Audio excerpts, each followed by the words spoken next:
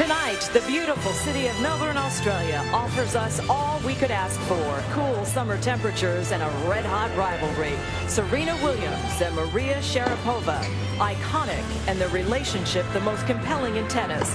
Serena, 18-4 in Grand Slam finals, the reigning U.S. Open champion. And Maria, 5-time Slam champion and the reigning French Open champion. On a first-name basis with the world, these two meet for another Grand Slam title tonight at the Australian Open.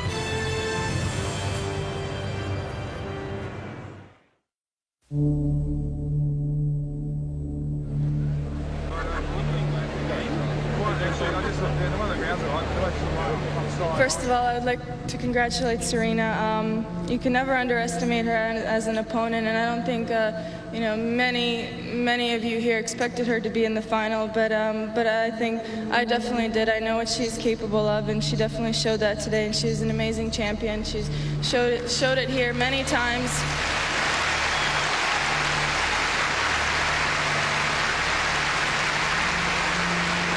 And of course, I look forward to to playing her many more times, and winning a few, I hope.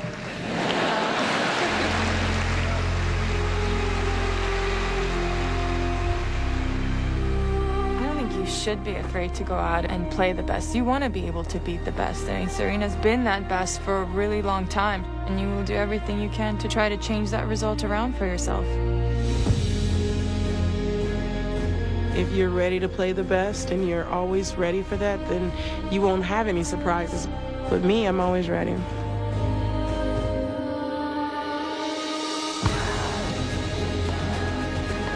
I'm proud of the fact that I've been able to come through a lot of tough challenges and to give myself an opportunity to walk down the tunnel to play a Grand Slam final again.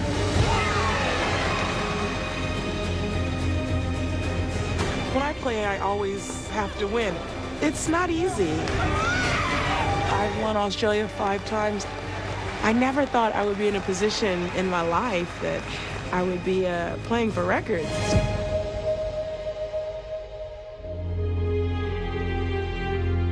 There's only one champion at the end of the tournament, and I'll do everything I can to try to be that one. This is my moment. Here I am. Here I am.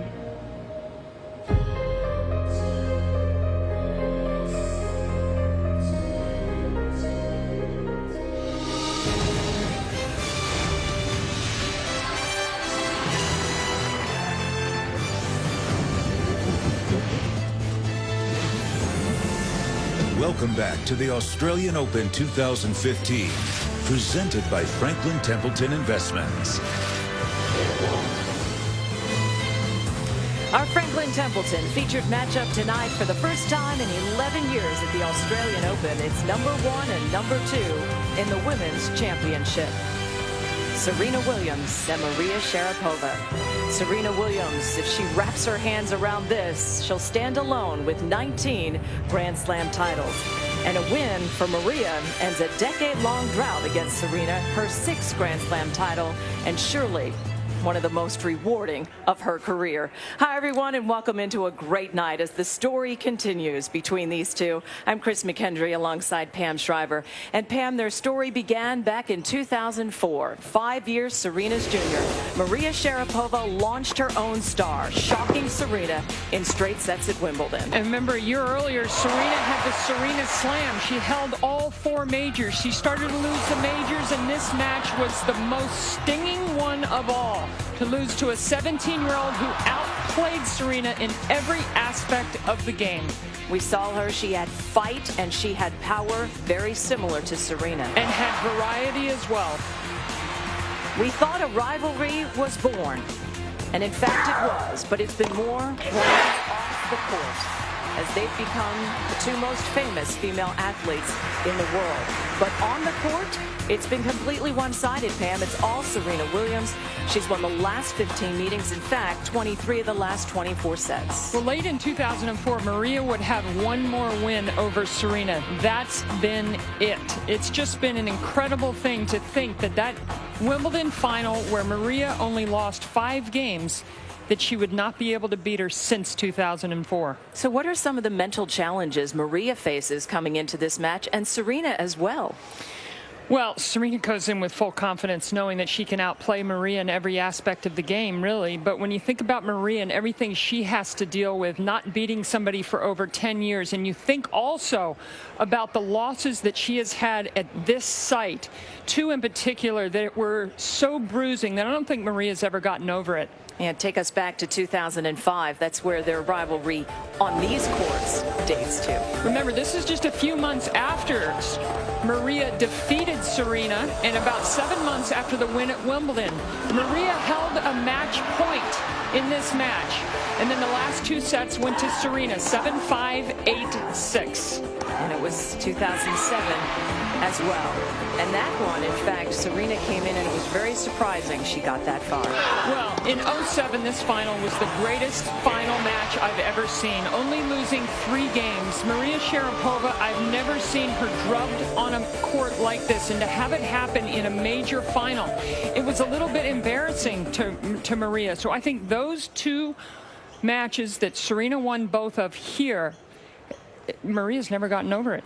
In fact, those words at the top of our show, that was Maria reflecting back on that when she received the trophy and said, I hope to have many, many more chances. She's had her chances and hasn't come through. If Serena comes through tonight, number 19, she will have passed Chrissy and Martina. And what will that mean? Well, to me, and I haven't said this yet, it would make her pass Martina and Chrissy as the greatest all time. Martina's always been the one for me, given her record in doubles and how long she competed and won mixed doubles and everything. But when you think about Serena winning 1999 U.S. Open and then winning the 19th one, if she were to do so tonight in 2015, it gives her longevity, her Olympic record, her doubles record. She will become the best in my books in the women's game ever. And you consider her age, almost 34 years of age, still number 1 in the world, and repeatedly going to finals and winning these championships. You mentioned it. She does everything better than Maria Sharapova. Maria knows she can't outserve Serena. She can't move better. And they fight just as hard on the court. But it comes down to the serve for these two. It really does. And when you look at the power of the serve, Maria has 24 aces coming into this match for the tournament.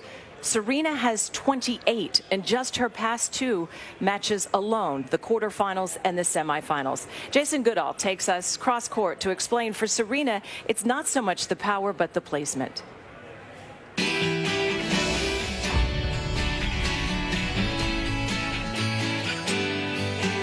Both players have strong first serves.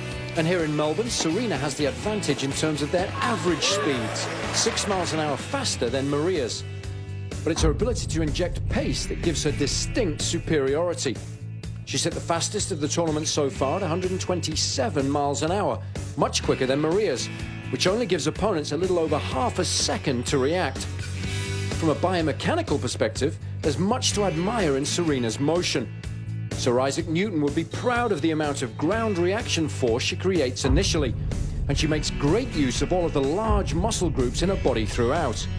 She has wonderful shoulder rotation, adding her exceptionally strong upper body to the overall coordination chain, and the vertical angle she creates with her shoulders allows her to generate even more racket head speed. But one of her greatest strengths is her ability to control the ball toss and then disguise her serves. And here's a good example. If you look very closely, you'll see 2 balls here. So an identical contact point on 2 different serves. But check out where they land, in opposite corners of the service box. So from an opponent's perspective, it's almost impossible to read. Which is one of the fundamental reasons why she's been able to hit so many aces, 70 and counting so far here in Melbourne. But Maria struggles to control her ball toss, and thus it's easier to read her serves. Here's a selection of them. Note how those on the right tend to go out wide, and those more central go down the middle. So if you're smart, you can start to read that and return better. So there's no doubt the quality of serving will go a very long way to determining the outcome. And all things being equal, Serena has the edge. There's no shot more important in tennis than the serve, and Serena Williams has been the greatest women's server of all time. It's one of the reasons why she's 18-4 in major finals. And tonight we'll see whether Sharapova has to guess as much as she has in the past, or if she can think about the patterns that Serena likes, because you can't tell from Jason's piece, you can't tell from the toss. So this is probably the greatest advantage that Serena has over anybody is on serve. Maria Sharapova absolutely has to have a brilliant serving night, and she has to hope Serena's a little off. Yep. It's the Ladies' Championship. We have a great crowd, and we hope a great match. It's coming up in just under 30 minutes as we continue our live coverage.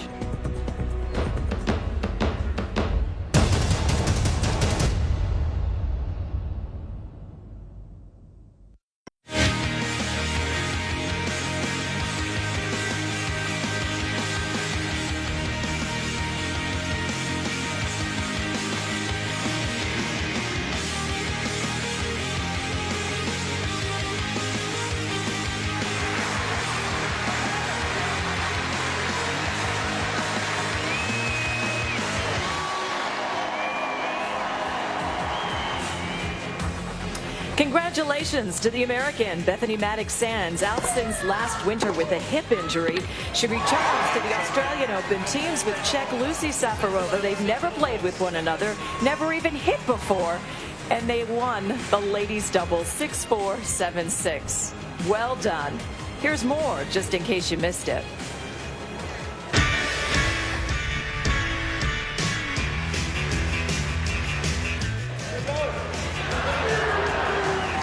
I really want them to start singing some Taylor Swift. I'll be really motivated if they do that. This could be a disaster. We've had a very good match, very so-so match in this No, tournament. very so-so, no, very bad. Yeah, okay, you can say, no problem. Got in. Boom. Toast. There goes the stick. I'm pissed. I'm sure he was very happy when she said yes. You know, he didn't take no for an answer, I'm sure about that.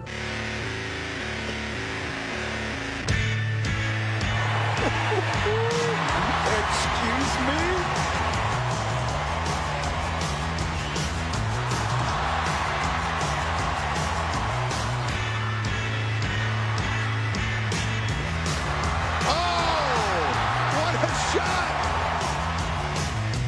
Look, she's backing up and she's able to use that left arm and generate that angle. That's incredible.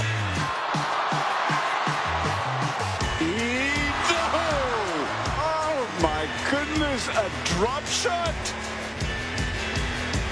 I call that the highest unintentional lob you've seen here. Yeah, that's not allowed. Bit of fun. If Murray took it as fun. Come on, Andy!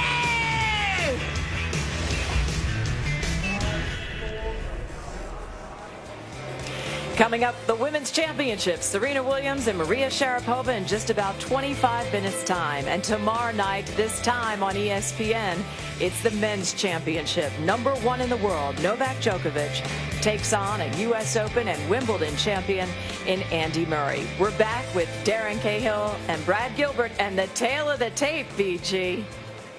Looking forward to it.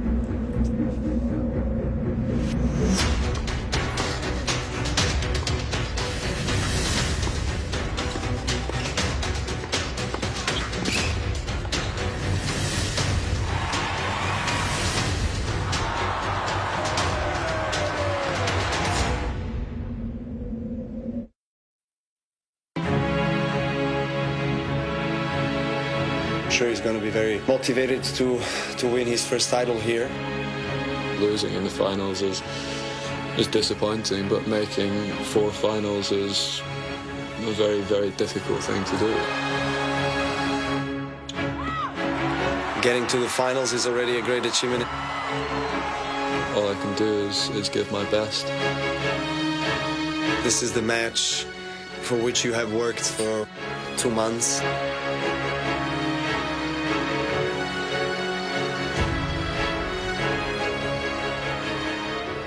Welcome back. Darren Cahill, Brad Gilbert joined me. Last night, It was Novak Djokovic taking out Stan Wawrinka in 5 sets, 3 hours and 30 minutes of frankly puzzling tennis. But we do now have a men's finals matchup. Djokovic takes on Andy Murray. Darren, a 3-time finalist himself. He's already lost twice in those finals to Djokovic. So what's different this year? Well, Chris, I think he's a new man. I think he was questioning, a lot of people also were questioning whether or not he could make it back into a major final. A lot of people were also questioning whether or not the appointment of Amelie Mauresmo was a smart one. And you know what Andy's like when he plays with a cause. He also plays much better tennis, and I've never seen him play this offensive from start to finish. He has great court position. He's hitting his forehand as well as I've ever seen it, and he looks a different man compared to what he was maybe 18 months ago. And for me, you know, Djokovic obviously coming off the match the way he... This was from 2011. This was the match where, to me, Murray played very passive in that match. He did not take anything on in the match, and Djokovic dominated. 13 was a lot more aggressive tennis, but Djokovic wore him down in that match.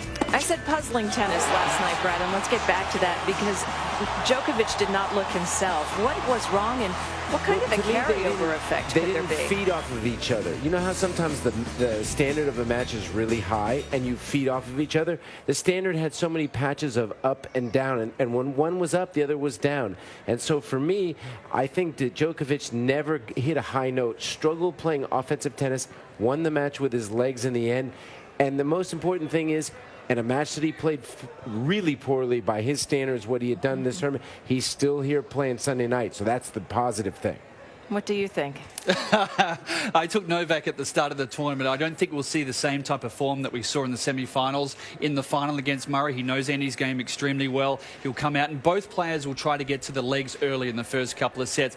But a little bit different from previous finals. Both players are extremely fit, and they haven't wasted too much energy going into the final. I think Novak will be fine. I think it'll be 5 sets. I think we'll get a great match, one of the better matches, because a lot of these matches between Murray and Novak can be a little bore fests at times because they play so similar. I think this one will be a good one, but I'm taking Novak in 5. Yeah, also could be cool conditions and maybe indoors, so weather could be a huge factor tomorrow night. All right, Brad, it's time. Tail of the tape. Tail of the tape, let's go to it. I thought long and hard about it. There's No a doubt. lot of checks on there. Let's take a look at the forehand first. 3 checks for Djokovic. Murray been hitting the forehand great this tournament, but I can only give him 2. A little rough there on Andy. You're a little rough. You'd give him 3. The backhand, both got unbelievable backhands. 3 checks each, but Djokovic, though, has been struggling with the backhand this tournament. The edge on the serve, I give the Djokovic 3-2 because of the great second serve. I agree. Return, different style returns, but 3 checks each. The net, both of them, I think, volleyed pretty good. They don't get there a lot. 2 each. Of this one here, movement, I could give them 15 each. I've never seen 2 guys maybe cover a hard court the way they do. And the big one, for Murray, he is a new Muzzard with a new team and a new attitude. And for Djokovic, 4-time champion, beating you 7 of the last 8. I own you. To Djokovic. Well, I've taken Novak. Yes. To win in 5. You haven't made a pick. I picked, just like Djokovic at the start of the tournament, I picked Novak. Yeah. But the eye test tells me the last 2 nights, we've got a different Murray. I like Murray's chances. And the big thing will be whether or not the roof is open or closed for me tomorrow night. All right. Give me a pick for tonight. Oh, Serena. Serena's going to win this, and she's going to make it number 19 and climbing. I will give you one thing to look for. If Maria Sharapova is stubborn and stands on the baseline to return Serena's serve, and she never moves from that position, there goes her chance out the window. The window closes on her fingers about 12-6. You gave me something to look for. I asked you for a pick. Serena 3-3. Serena 3-3. Pam said Serena wins, gets 19. She's the greatest women's player ever. Agree? I'm not quite sure on that just yet. Second. To Steffi? Second to Steffi, yeah. All right, that's the ladies' championship. That's coming up tonight. The men, again, it's tomorrow night, 3 a.m. Eastern time on ESPN. These two will be along for the call. Martina Navratilova, she'll be presenting the champion her trophy tonight. Our live coverage continues. We'll check in with Chris Fowler and Chrissy Everett after this break. ESPN's coverage of the Australian Open 2015 is presented by Franklin Templeton Investments. Gain from our perspective.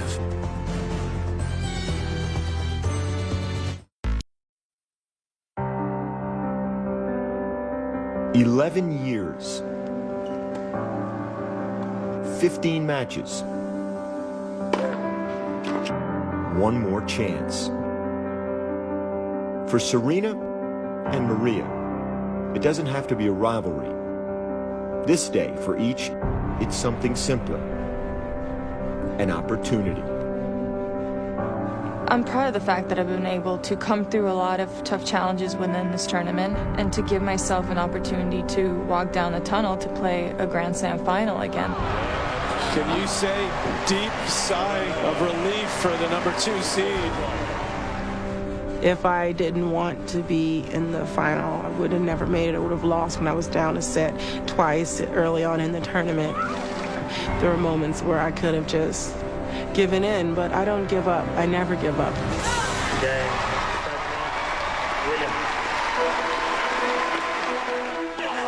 Serena Williams has beaten Maria Sharapova everywhere and every way during the win streak.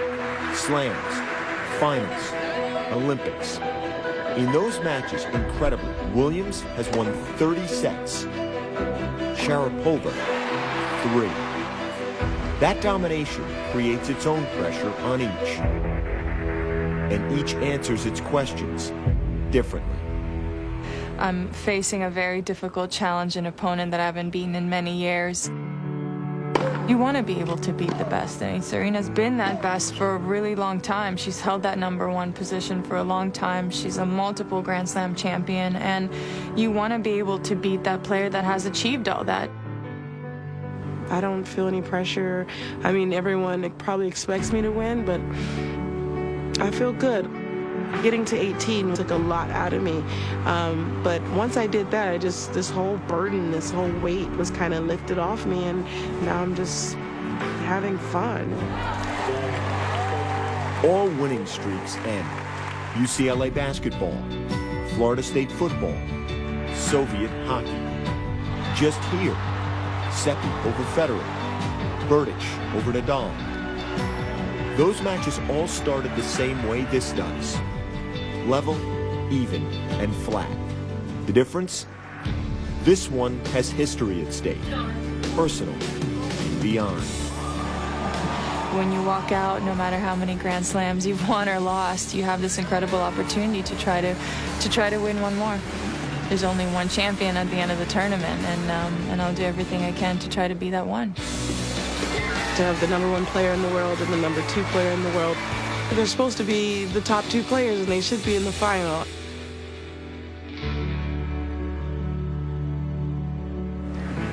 By design, each match should be its own separate entity, its own competitive universe. But when you speak to the authors of win streaks across sports, you often hear how they discuss each win becoming more difficult than the last one. The pressure, ironically, shifting to the author of the winning streak rather than the competitor trying to break that streak. Where will that pressure land tonight? We'll find out just a few minutes from now. For the call of the women's final, we go to Chris and Chrissy inside. Guys? Sam, thank you. Christine, great to be with you. Two of your 18 Grand Slam titles came right here in Australia. Since that decade of dominance turned the tables, before that, Maria had a 2-1 head-to-head edge against Serena. And in that span, I know it's tough for you younger viewers, there was no YouTube, there was no Twitter the last time Maria beat Serena. Your rivalry with Martina, you guys met 80 times. It was pretty even, but you can sort of relate to what Maria went through during one part of that rivalry. Yes, the middle of our rivalry, I was 0-13 against Martina Navratilova. She went through 2.5 years of just dominating all of our matches. And pretty soon after losing a few, I was walking out on the court with her having already lost the match. It was all a mental game. And I don't know what happened, but that 14th match, I decided to sort of bluff myself and force myself into believing that I was going to win the match. I kept telling myself, okay, #1, you got to give her a different look at something. So I came into the net a little bit more. I changed my strategy. And the #2 thing was stay close with her, because you don't know 4-all, 5-all, when the pressure's on her to win, you don't know how she's going to react. She could get a little tight. Sure enough, that happened. Well, Maria's a great competitor. She knows that some of these matches have been very tight throughout, and then Serena will find another gear. You just heard Serena say that she feels that the pressure is off, that once she reached the 18 major title threshold, which you and Martina shared, that she can relax and that maybe there's a little bit less at stake. We don't know if we believe her, but we'll see how she plays tonight. Steffi Graf, of course, in her sights, just 4 away. Margaret Court won a total of 24 in the era that straddled the pre-open era and the open era. Half of those came down there in her home country. So Serena says her approach at majors, Chrissy, different for 2015. Just relax, have fun, and not think about that number 19. As I was doing an interview on the court at the U.S. Open, at 18, I was said, I'm thinking of 19. I knew this was happening. I was hoping it wouldn't. But no, I'm already thinking of 19. So I know if I get to 19, the second it happens, I will be thinking of 20. Trying to banish those thoughts as she takes the walk down that tunnel in a few minutes. You know, pressure is what you put on yourself, and this has become the tennis player's mantra, to take pressure and to talk about in the press conference and to find any way possible to take the load off their back. And that's what Serena's trying to do, is convince herself that she's won so many matches and she doesn't need to win anymore. But don't be fooled by that. She wants 19 badly. I'm sure she does. This would be number 19 in the 19th head-to-head against Maria Sharapova, having just beaten a 19-year-old semifinalist, young Madison Keys. Mary Jo Fernandez courtside for this final. MJ? Thanks, Chris. I talked to Patrick Mouratoglou, Serena's coach, about half an hour ago about what happened yesterday with Serena. She had a false start in practice. He said she came out, felt fine. 15 minutes into the practice, she had a headache. She was dizzy, had taken her antibiotic right before practice, and maybe that caused her some discomfort. He said, Serena, go back to the hotel, take a nap. She did that, came back out, and they practiced over 2 hours. She felt fine. He says she is fit and ready to go. And we'll see right from the start whether Sharapova brings that belief you talked about. She really is on borrowed time. When you come through a second-round match against Panova, a Russian she's heavily favored to beat, had to hit 2 forehand winners, match point down, or she wouldn't even be here. Yeah, no, she did. She came up with 2 sizzling shots, but she is a player that comes from behind so well. But, you know, Serena Williams better start out quickly, because she had 3 slow starts, and she got away with it. Maybe explains the sluggishness because she has been sick. But with Maria Sharapova, she can't afford to do that. Maria's a different breed. Yeah, the problem for Sharapova has been time and time again. She brings out the best in Serena Williams. The best in Serena Williams is usually good enough to win the match. She's been the favorite in every match she's played for many years. Serena, as is her habit, may keep her opponent waiting for a few minutes in the hallway. But Maria Sharapova also has the shortest memory around, and she's able to play each point, each match, and forget about the past. For her sake, I hope she can. They'll see on their left the players' pictures, the past champions. Margaret Court was the first one you come upon. Maria and Serena's pictures are side by side near the end of this hallway as they curve around to the left. Yeah, I mean, when you're walking down this hallway, all you want to do is just get on the court and start moving around, because playing tennis and moving around and exercise is really the only thing that's going to calm your nerves. A lot of thinking. There's a lot of champions there on the walls. There was Serena and Maria's picture. Serena will see 3 other pictures since the last time she won this in 2010. That doesn't sit well.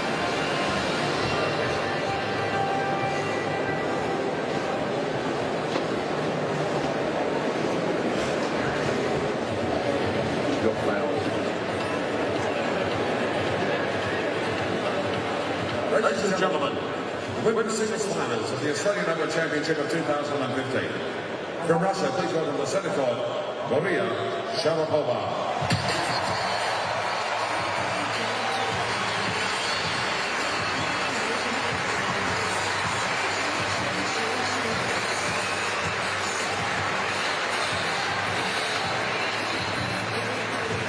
From the United States of America, Serena Williams.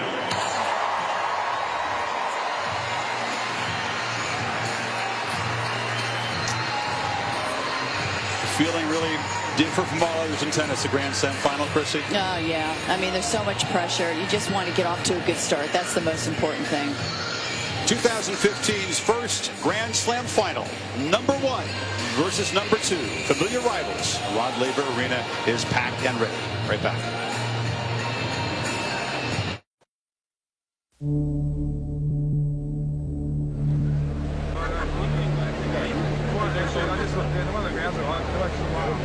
First of all, I would like to congratulate Serena. You can never underestimate her as an opponent, and I don't think you know, many of you here expected her to be in the final, but I think I definitely did. I know what she's capable of, and she definitely showed that today. And she's an amazing champion. She's showed it here many times.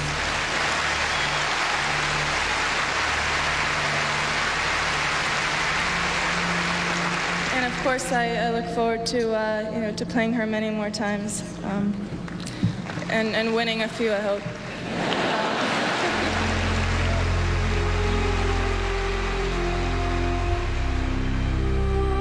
You should be afraid to go out and play the best. You want to be able to beat the best. I mean, Serena's been that best for a really long time, and you will do everything you can to try to change that result around for yourself.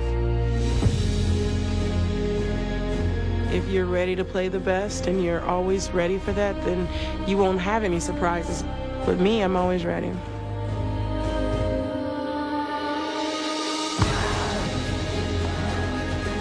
I'm proud of the fact that I've been able to come through a lot of tough challenges and to give myself an opportunity to walk down a tunnel to play a Grand Slam final again.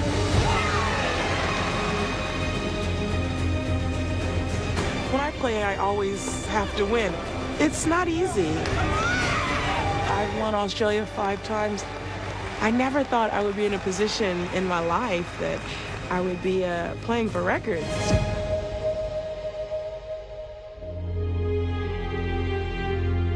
There's only one champion at the end of the tournament, and I'll do everything I can to try to be that one.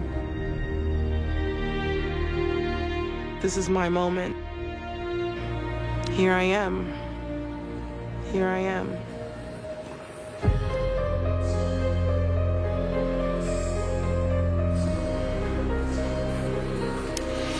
They are iconic, and their relationship is the most compelling in tennis. Number 1, Serena Williams. Number 2, Maria Sharapova, inside Rod Laver Arena, competing for this year's Australian Open Women's Championship.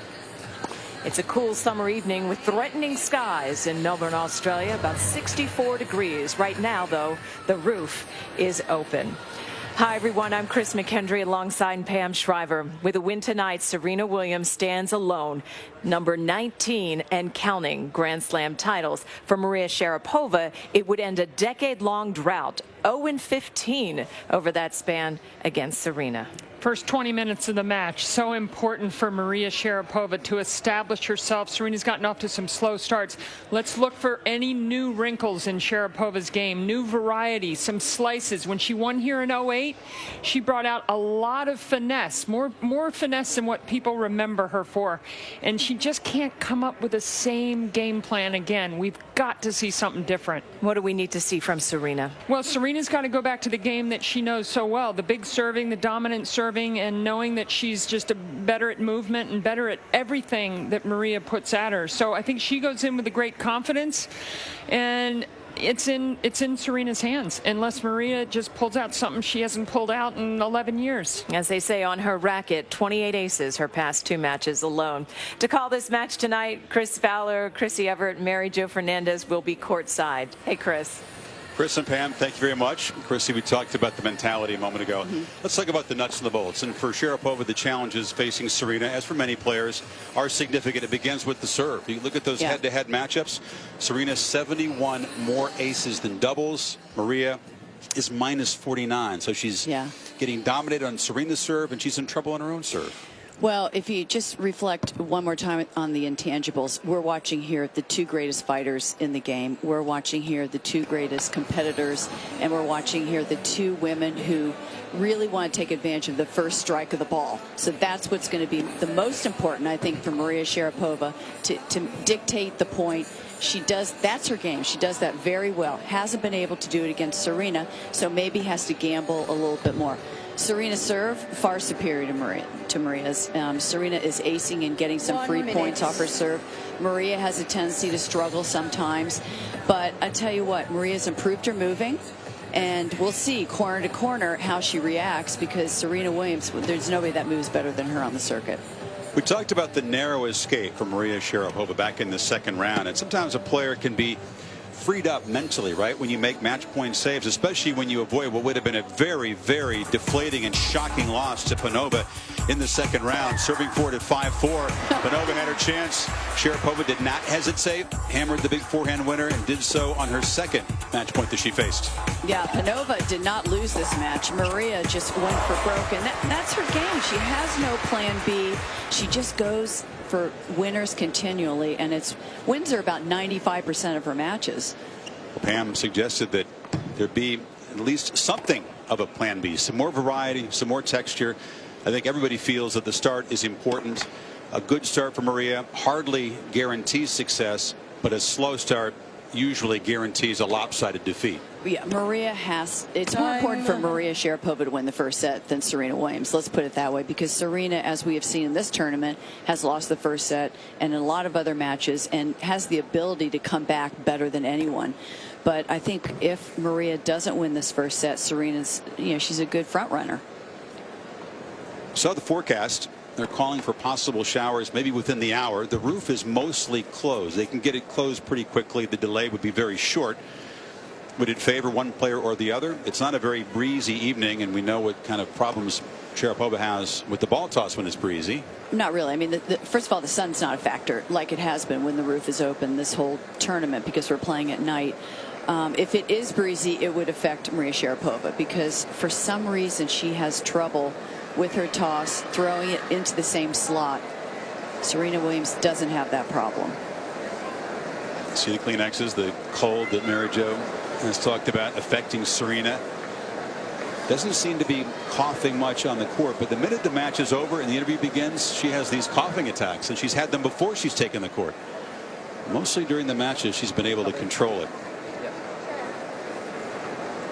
But you know what? Tennis players have to learn to play with the cold. I mean, it happens a lot.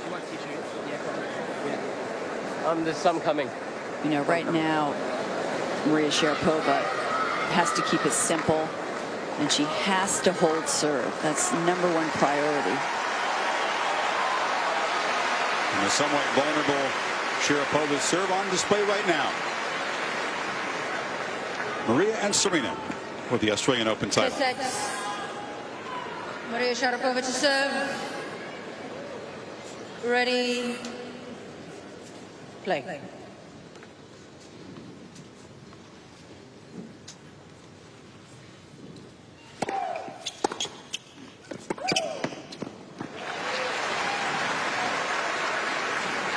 Love 15.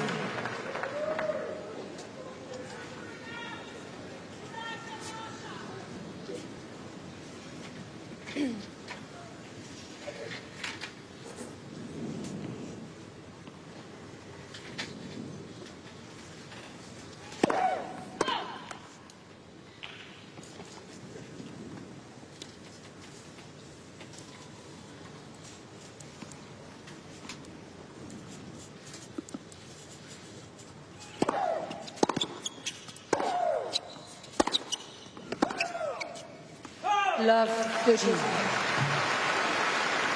Sharapova, one of 4 women, Serena and 3 challengers, who could have left here #1, but Serena has secured that ranking.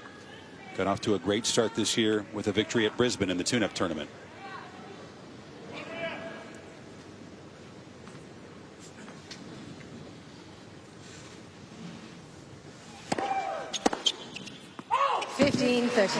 Serena said in the press conference that she has a ball playing Maria, that she loves to play her. I don't know if she was sending a message to her, but it's just obvious to me that Serena is a little bit better in every aspect of the game than Maria, except for the mental part. I think they're very equal.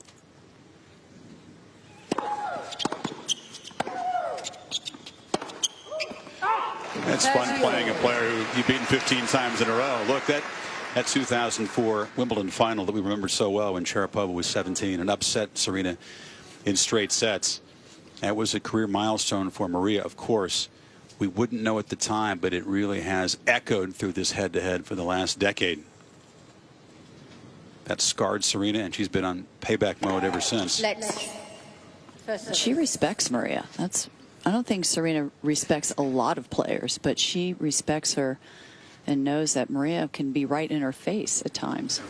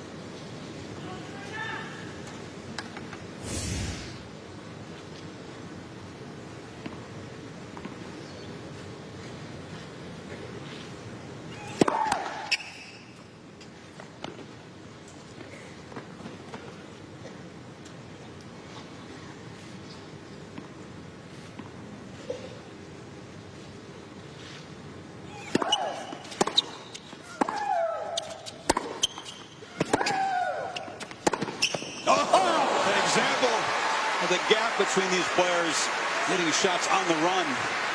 I was just thinking what a great shot Sharapova hit on the run, but for right here, this was a nice shot here, but the superb athleticism and moving of Serena Williams, she just gets off the mark so quickly.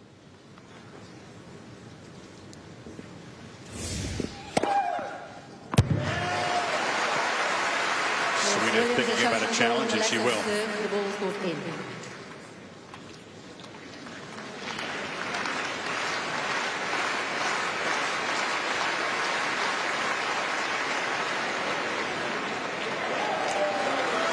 Advantage Sharapova. Maria's going to take her time before serve. She's going to make Serena wait back there.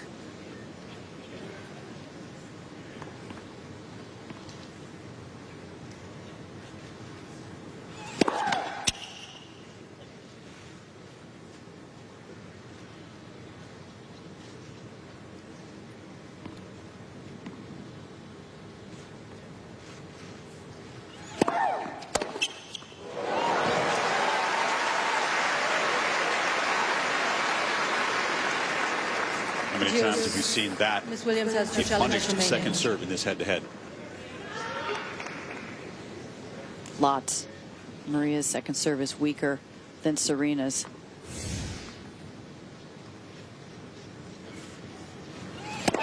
Let's. First That service. return was hit with so much power, Chris. He was actually pretty close to Maria. She didn't react to it at But all. I think Serena, that last match with Madison Keys, she saw some even more powerful serves, so she's already, her eyes, she's going to see the ball early.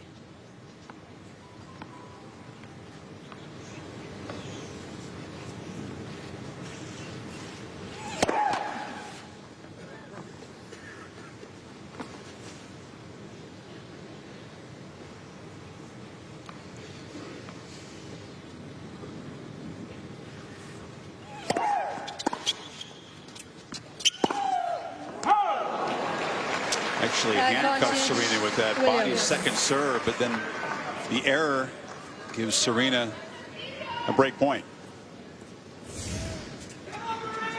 Given the head-to-head lopsided history, Chrissy, a few minutes in, there's some importance on this break point. Well, nervous play from both players.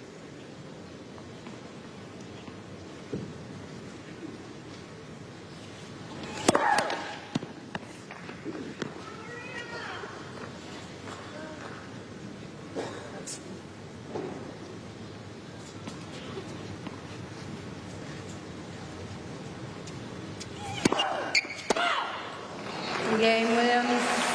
Impressive returns, drawing the double and the early break for Serena. Jason Godal looks at how Sharapova hopes to control some of the points from the baseline tonight.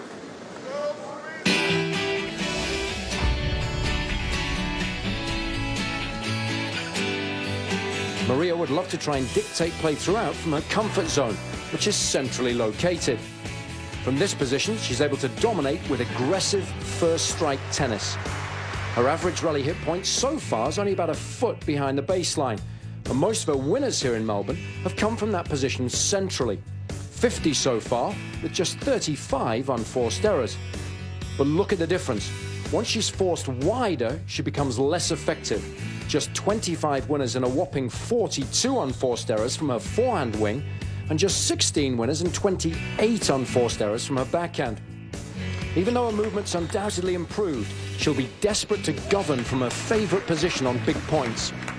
If she's forced to defend, she'll lose the initiative and lose control of her own destiny. Well, she's already down a break. Thank you, Jason.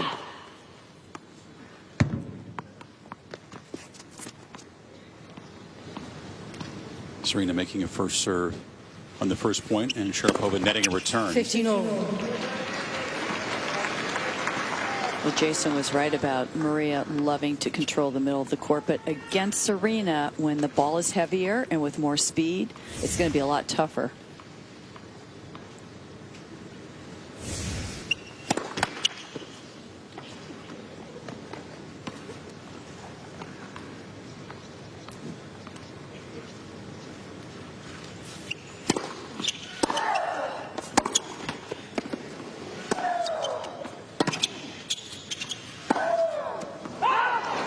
She's tight early, isn't she, Chrissy? That's the kind of point Jason talked about. Trying to dictate from the center, but that backhand missed by a lot. Yeah. I mean, the last 3 matches, Maria's put together some really neat, consistent, solid matches with hardly any unforced errors. Oh, she's starting to show some nerves early on. Sometimes it takes a few games, you know, to play through the nerves. Forget about the fact it's a final and just hit the ball.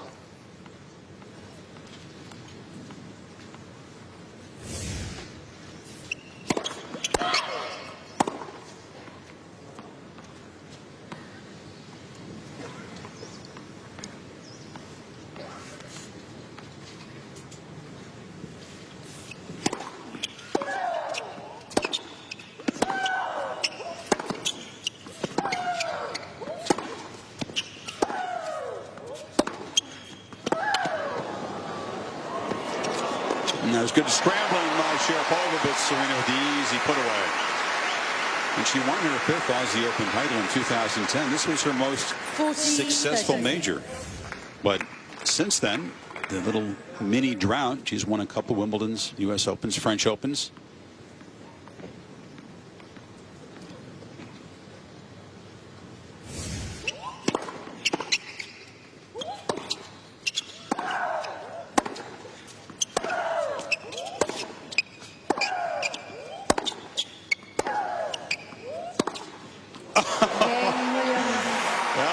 Right up the middle of the court until Serena decides to change direction. 2-love. Williams leads 2 games to love. First set. You just can't hit down the middle of the court against Serena because she'll find that angle, even if it's not a natural angle. Mary Jo, what do you see so far?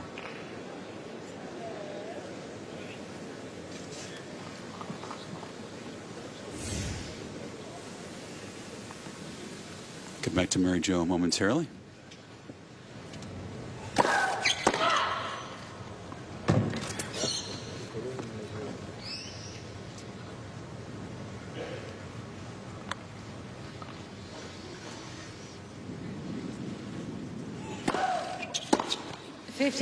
Mary Jo, we got your mic ready now? Ready to go here.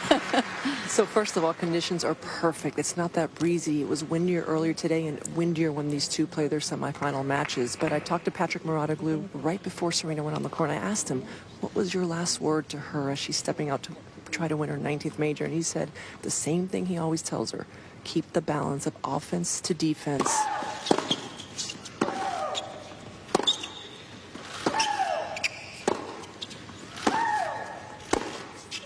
Patrick also said they knew that Sharapova had improved in many departments, including the forehand and her movement out wide, but to really just focus on herself, her emotions. And one thing to notice, Chris and Chrissy, is watch how she crouches down on the return. When she's this slow to return, that means she is fully engaged.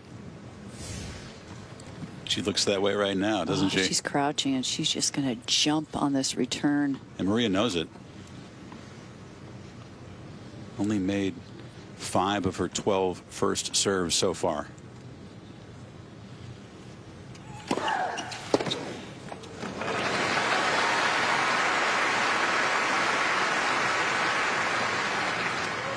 Sila. Again, I still repeat, I think that match with Madison Keys, she was seeing a lot more powerful serves coming at her. And she finally got used to Madison. So Maria's she has a little more time returning, Maria's.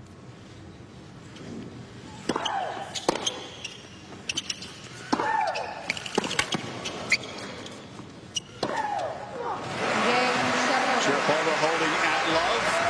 It's a foothold here in the opening set, but it's still Serena up a break.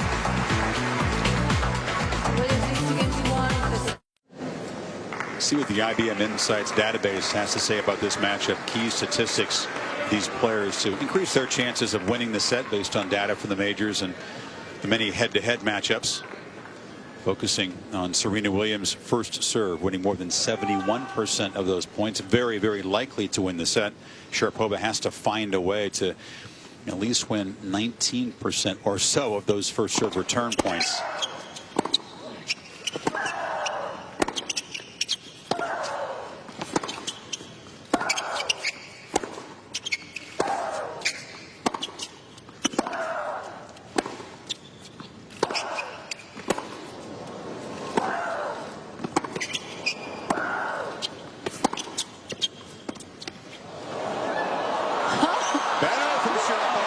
Shows some of that variety you were calling for. Whoa, all right.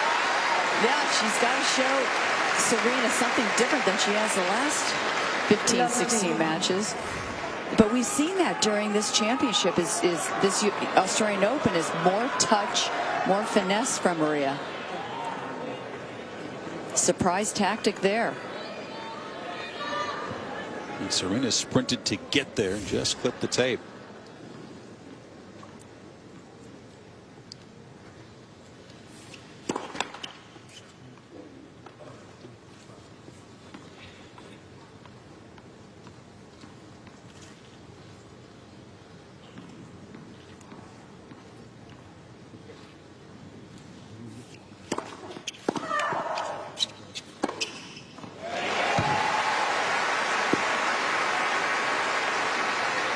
Not just about the pace with Serena's serve. It was just 100 miles an hour, Chrissy, but perfectly placed and impossible for Maria to read. Yeah, she wins more points off her second serve because of the placement than any player that's on the tour right now.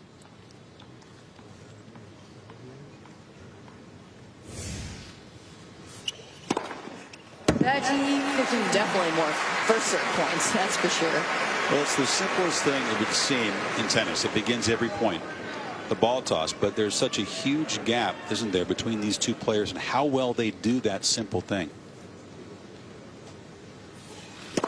Let first service. Opponents say Serena's toss is unreadable. Looks the same every time. She can hit all the spots with the same toss. Correct.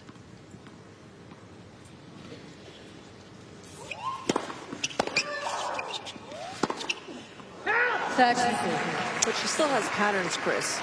Even though it's hard to tell where she's going, on big points she tends to go one way more than the other. And it's interesting because both coaches are very analytical and they look at the stats after matches and they look at the ball placements and they both know that each other know what the other one's going to do.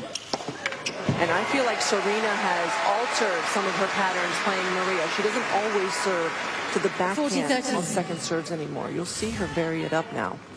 Yeah, I mean, their two coaches are students of the game, and they're on top of every stat that's out for both these girls, women, their matches.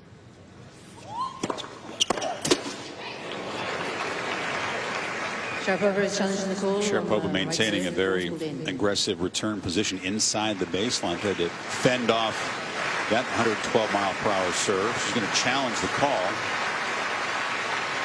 It was good, though. Game Williams. 3-1. Williams leads 3-1. On the other side, has 2 challenges remaining. Chrissy, Maria's ball tosses pretty well chronicle the weakness of her game, and the toss doesn't look the same, and Serena seems to be all over the serves. Yeah, it is. And I still think when I look at Maria's serve that she comes around the ball. She doesn't think vertically going up like Serena.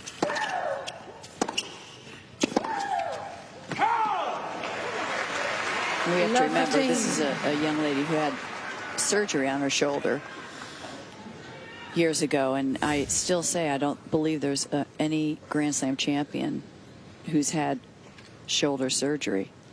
And then won a title after. Exactly, and that's a big achievement for her. She never thought she'd be playing the game again.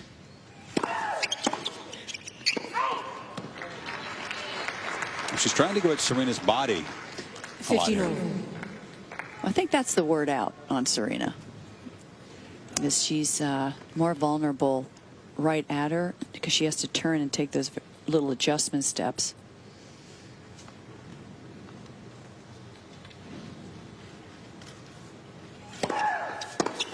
$30-15.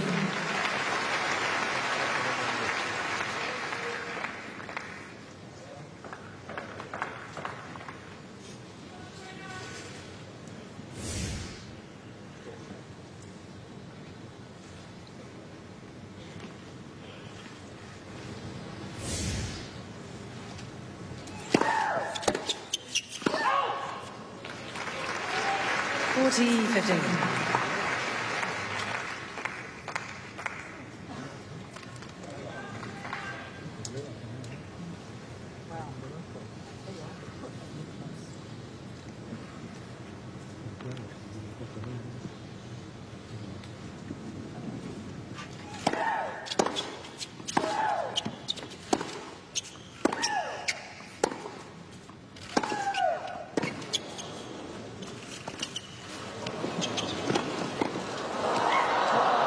Second time Sharapova used a drop shot. Williams came right at her with the reply, but Sharapova holds. Williams set up 3 games to 2. Williams leads 3 games to 2 first sets. Welcome back to the Australian Open 2015, presented by Franklin Templeton Investments. Better play from Sharapova the last few games, but coming out a little shaky early. Serena got the quick break and still leads 3-2.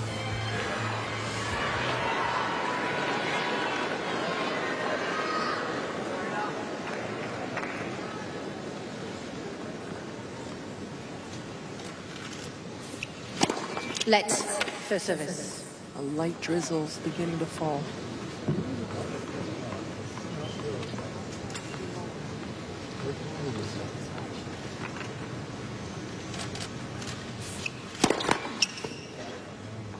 Only one match the entire Australian Open has been played with the roof closed. It's been very dry here for 2 weeks, if cool and breezy.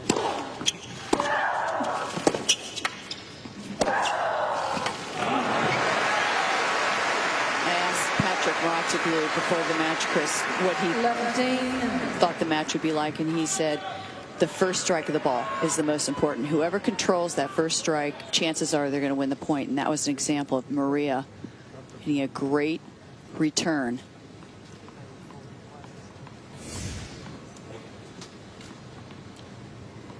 Serena backing off. Mary, did you see, sense the drizzle down there? Definitely. It's light, but you can feel it. 15-all. The issue will be if it gets moist enough on the court to affect traction. Of course, they'll halt things and close the roof. Serena wants to play quickly now. But to beat the storm.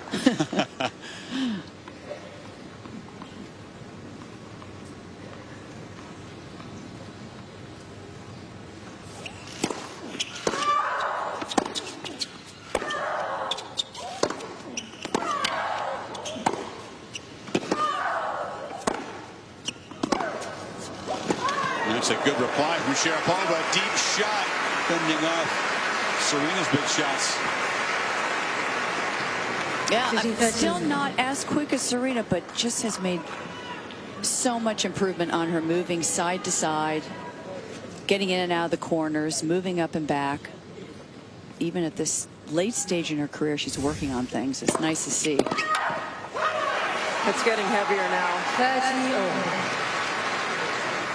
I'm surprised that they'll continue.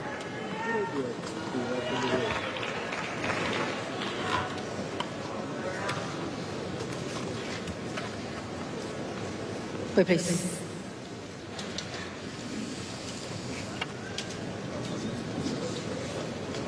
Allison Hughes will get out of the chair now to check the court. Serena, wow, just swatted that ball away and almost hit a linesperson. She didn't see him behind her. Come off the court, Mary Jo. Is this just going to be a little pause to see what's going on? Or they, Well, it's pretty steady right now. It's getting a bit heavier. I would say they are going to go off the court. That doesn't look too good. This wasn't forecast Now to it's hit for coming another down 45 harder. minutes or so. I think Serena was a little annoyed because she feels that she has the momentum going for her in this match, and now it's breaking that. We're going to stop. They'll bring the ball kids out with towels to try to wipe up the moisture. The Aussie Open with the luxury of 3 courts with roofs. They haven't used the new roof over Margaret Court at all. As I said, just one Rod Laver Arena match. The entire tournament played with the roof closed on one rainy morning.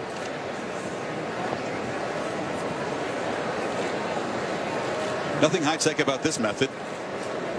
Kids and towels. No, it's like the movie Annie right now.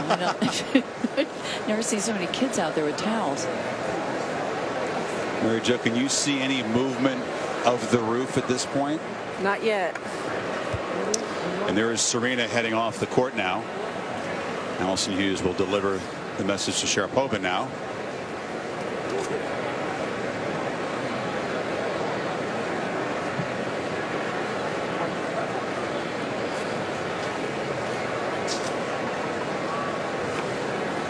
Well, thank goodness for the roof.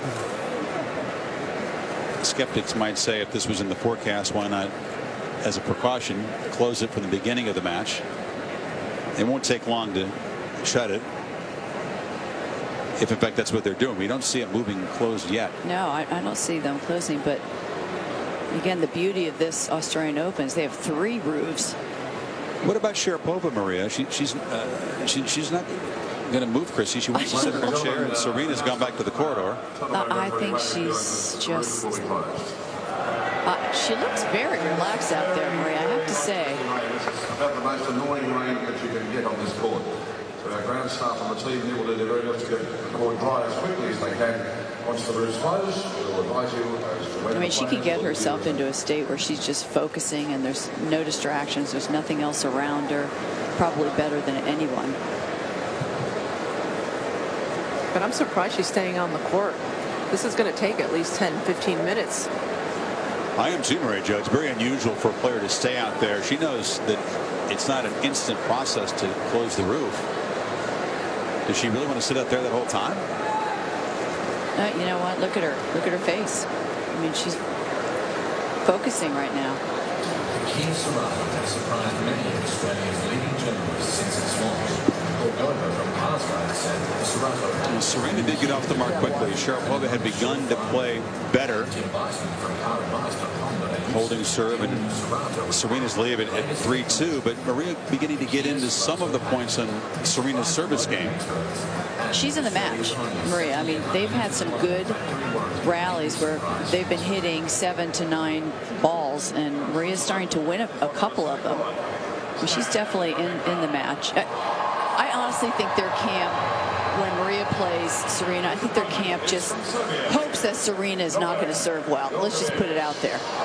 They're hoping she's just not going to, because that serve is so dominating, wins so many free and easy points, that her camp feels she's got a 50-50 chance if Serena's serve is off. Well, Serena hasn't gone to the changing room. She's still in the corridor, which also is an unusual thing to do. Well, you know what? They're 2 different women out there. I mean, they don't. There's not a lot of love there. Let's put it bluntly, Chris. And they're very different in their approaches to a lot of things. And Serena probably just wanted to get out of this atmosphere, this environment right now. Well, that's the normal thing, is to get off the court, go to a quiet place, and But she's not allowed to talk to her coach at this point. If it were official rain delay, it would be different. But the more unusual thing is what Sharapova is doing. The more unusual thing is if they have 3 roofs, why don't they have machines out there to dry the courts? You don't approve of this old school method? They pay millions of dollars for roofs, and there's just not any machines. It's unbelievable. You want the Slamboni like they have at the U.S. Open? Whatever it's called, yeah. All right, we'll take a break as they continue to dry the court. And Sharapova continues to watch in silence. Roof is closing, though.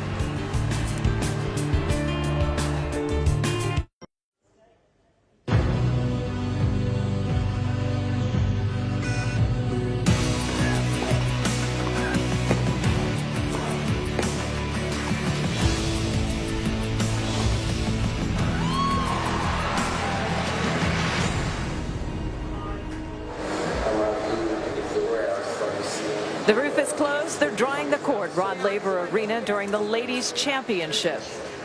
3-2. Serena Williams up a break. Broke Maria Sharapova. First game of the set, and they are at 30-all. Maria Sharapova never left the court. Stayed right on her seat. And Serena Williams now, who just went to the corridor right off of the court, seems to be returning back to the court, as this match will resume momentarily. Ooh, that doesn't sound good. Serena Williams has been struggling with a bit of a respiratory issue, a cough throughout her past couple of matches.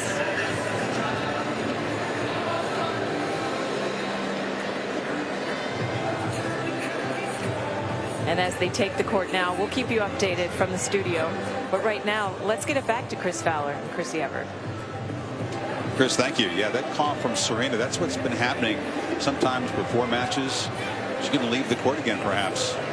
It's one of those attacks that she apparently can't stop. There were some times this last week when she almost seemed to have no voice. The coughing had robbed her of that, and there's not a lot she could do. Take some cough medicine, she said. Yeah, but she's got to watch that for the drug testing. Sure. They're very particular. It's true. So Allison Hughes confused where Serena's gone. She stayed in that corridor, wrapped in towels, while we've been away. She spent a lot of time off the court in bed too. I have to say that, resting in bed and not practicing a lot the last few days. There's the report that she did come out, had a coughing fit at practice, shed some tears, went back to the hotel, and came back out and was fine later yesterday in her practice. So Chris and Pam, the intrigue continues here, and the delay continues. All right, Chris, thank you. We are hearing a tournament doctor has gone in to see Serena, so it could be a bit of a delay as we welcome you back to our studio, where it is raining and it's very cold. I mean, we're flirting with the 50s here in Melbourne, which is sometimes that happens in this lovely city that reminds me more and more of San Francisco every day. Let's talk about the match and what has happened so far in just these 5 games.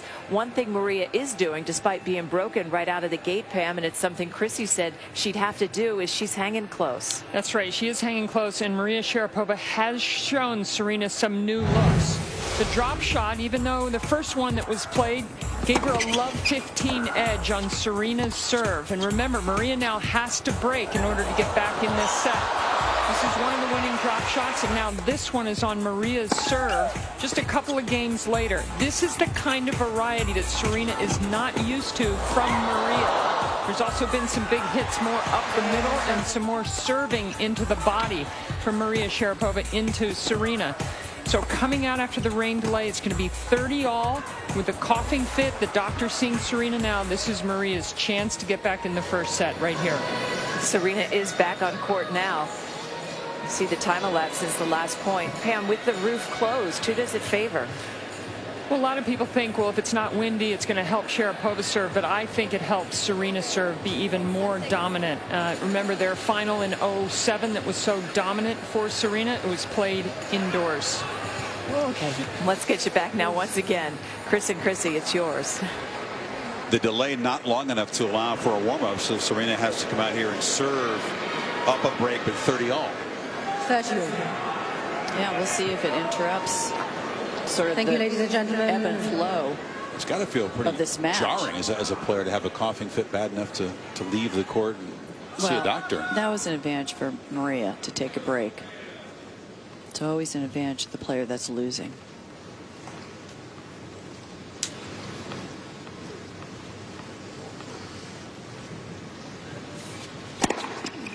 It's a pretty good way to come out after a 12-minute delay. If you have her serve, it doesn't matter what the score is when you come out, even if you're a little bit cold.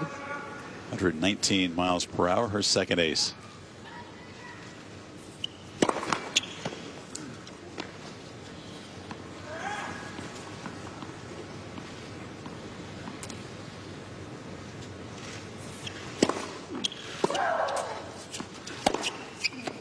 Game Williams. Well, Sharapova thought maybe she had an opening in that game after the delay. Serena quickly took the racket out of her hands with those 2 points. Yeah, that first point coming out of the gates was huge.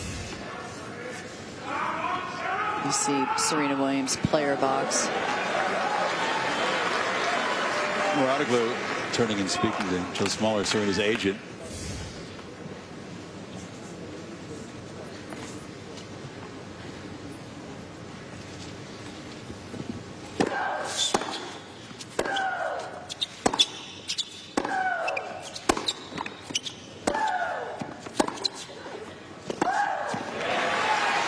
As you pointed out, there is one of the problems with that strategy. Hitting up the middle of Serena allows her the chance to dictate and create the angle, and she did it again.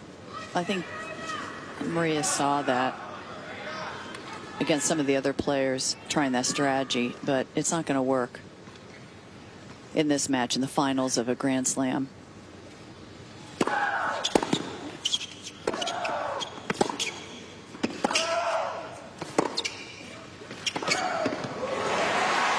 What happens when you get Maria Sharapova off the court into the alleys.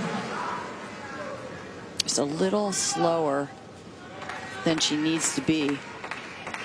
She's won all 4 points since the break, 3 of them with winners, and now it's Sharapova in trouble again.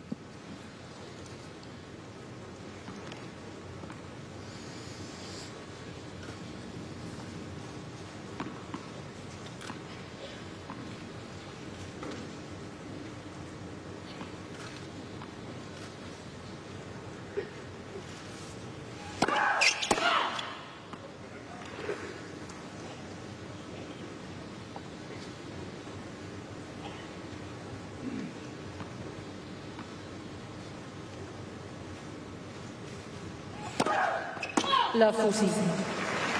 I also think with the roof closed, the conditions become heavier.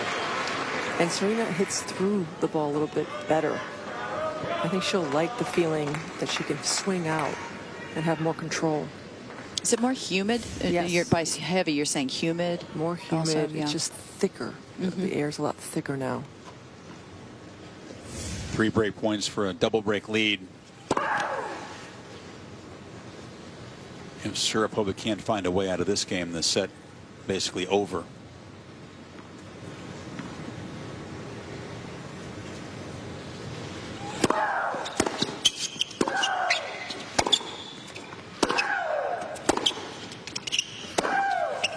Wow. Game Williams. At the pause, you know, she was within 2 points, so perhaps getting back on serve, turning around the set.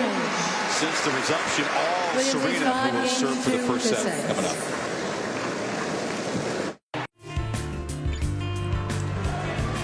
Serena Williams has shaken off the cough, and the delay to close the roof comes out on fire, and now will serve for the first set. And history tells us that when Serena in a Grand Slam final wins that first set, 16-0. Sharapova in Slam finals has never even won a set when she loses the first one. Okay, so it's no win situation for Sharapova. Is that what you're saying? I'm saying if history is a guide, yeah, look out Maria. On paper.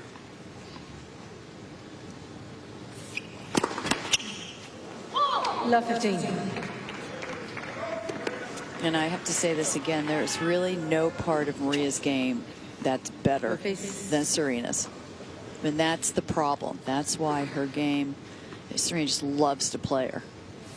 Do you buy the idea that although Maria's hard, flat ground strokes give lots of opponents trouble, Serena saw thousands of them growing up hitting with Venus? Yes.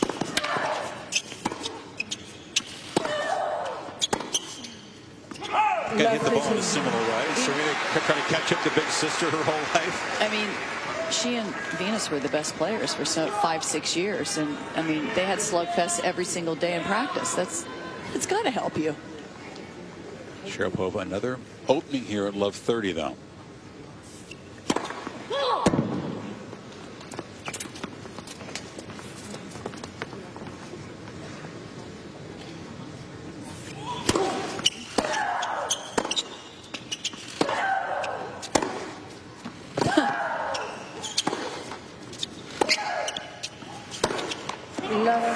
Laughing at it, just the open stance forehand that she hits.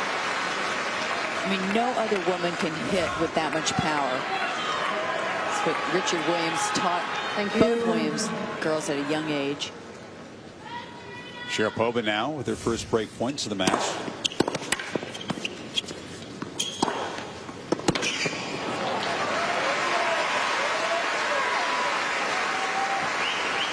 Despite the lopsided head-to-head, if you look at their matches, Sharapova's been in sets, she's been in games, had leads in Serena's service games. It has been the big first serves that have erased those leads so often. She's escaped trouble with serves just like that. I mean, she gets herself out of trouble. Every single match with serves like that. It's almost like she turns on a switch and gets to another level. Sharapova still has a break point.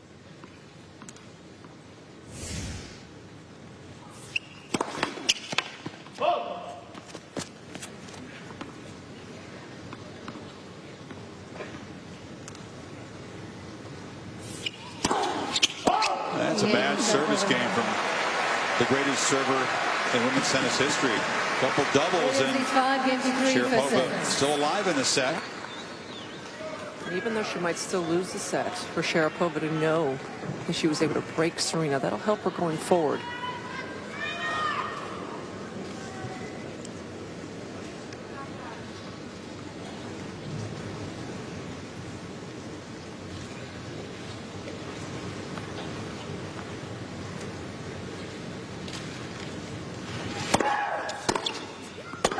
Love 15.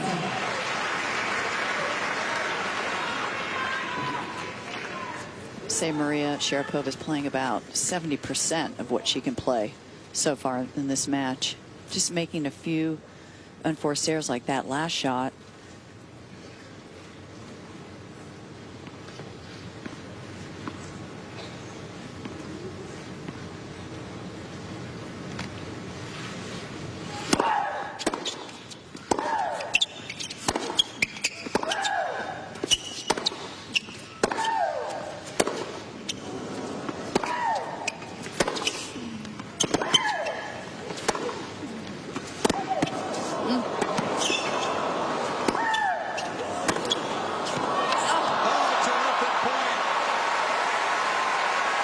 Sharapova defending very well. And Serena withstanding the best Maria could throw at her there. Great defense from Serena. And then Maria had some great defense, but translated into offense. And that's the one, I mean, we never used to see her come in. At least she's coming in. Even though she missed it, she's trying something different. Well, she tried to lean toward up the line there and got fooled.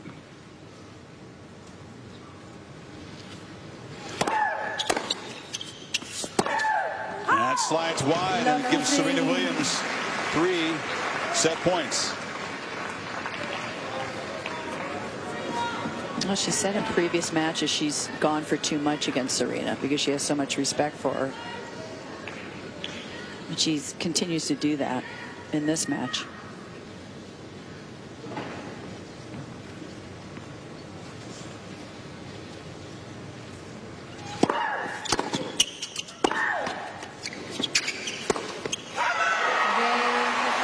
Serena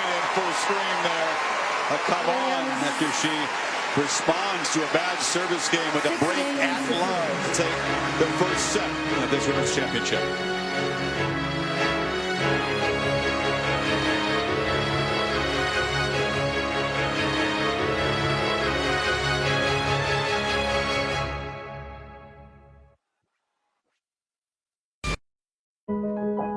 I've been going for number 6 for a number of years now. It would be really special for me. I'll be really happy, and God, I want it, I think, more than anyone else here, but that doesn't mean I'm going to get it.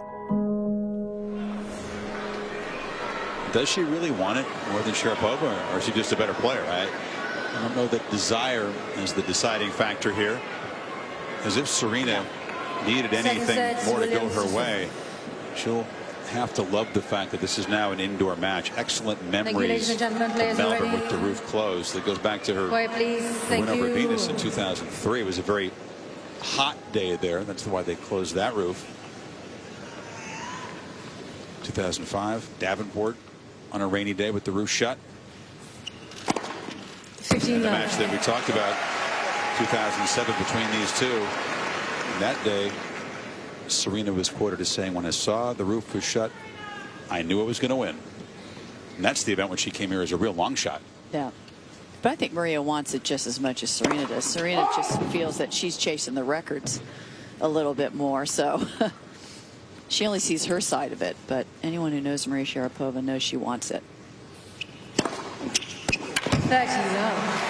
Second serve just placed beautifully. And again, it's been tough for Maria to read where Serena's going to serve. Not only the first serve now the second serve is becoming a little tricky. But can anybody read it, Mary Jo? Has there ever been people tend to follow her patterns, and I feel like Maria doesn't.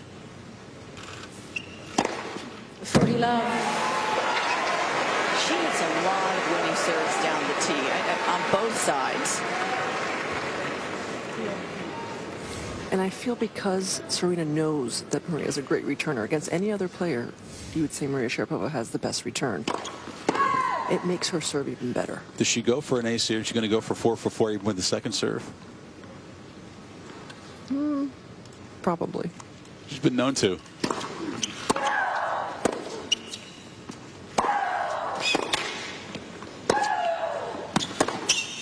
Nope. This ends the game with a running forehand winner. That's the way to build momentum after taking the first set. Let's go inside the point, Chrissy. The first strike tennis you talked about from Serena. This is where both players have excelled in their career, and what they're known for is the first strike of the ball. But unfortunately for Maria Sharapova, she's up against a woman who does it better than her. But Maria will win this way against everybody else. But Serena's that big serve sets up an easy point for her, and her returns are superb as well. Now Sharapova back to serve since the pause in this match. Hasn't won a point in her service game. She's 0 for 8. Essential to keep any hope alive to hold serve here. Your guess is as good as mine. She needs to get a lot of first serves in to even have a shot at it.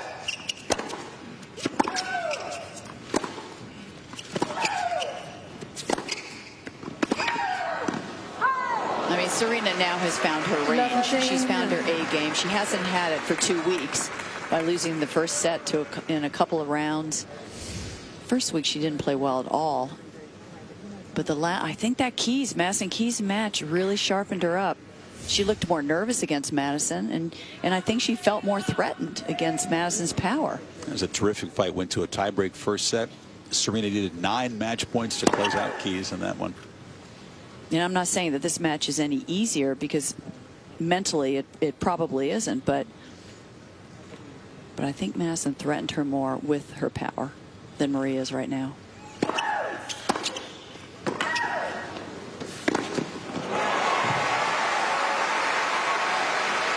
For Serena, Maria's just that much more predictable. She knows what's coming. And for Maria, she's in such a tough predicament because she feels like she's got to go for more, and then she might miss more. But if she doesn't and just doesn't overplay, then look out with Serena playing this well. Please. Well, at this point in the match, Mary Jo, she's got to gamble, and she's just got to take chances. I agree. But why can't she get her first serve? And that's what I don't get. You know, without any wind, no sun, you would think that she would serve better, but the toss is still an issue.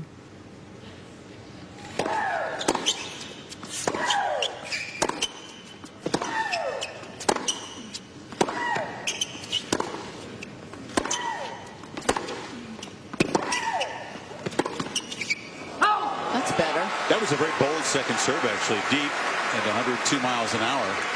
You know what? You take Maria Sharapova off on the side court, she's going to get 9 out of 10 first serves in when nobody's watching. There's no pressure. You put her on this, and she's what first serve percentage this set is 33%. Now it's the first game, but she's got Serena looking at her from a very aggressive return position. That at least snapped the streak of 10 straight points lost on serve for Sharapova.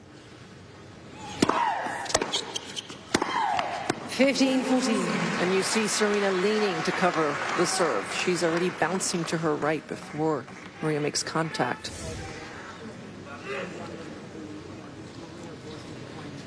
Serena has grabbed all 3 breakpoint chances she's had in the match, 3 for 3.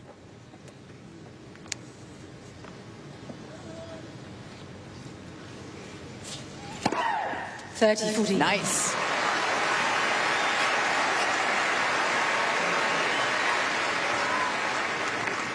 But she has to hit serves that good to have a chance. Yeah. She has to hit more of those, and she hasn't. Still break point.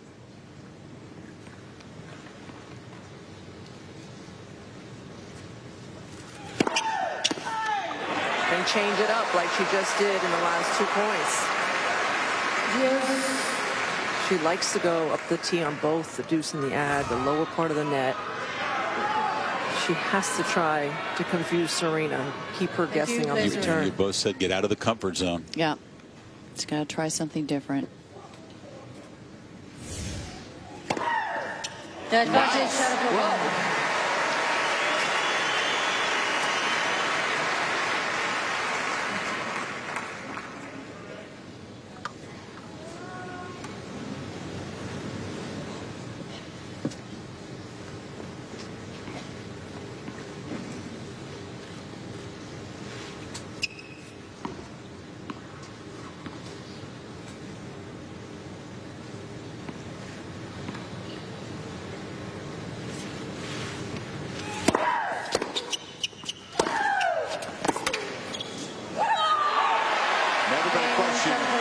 About her fight from 15-40.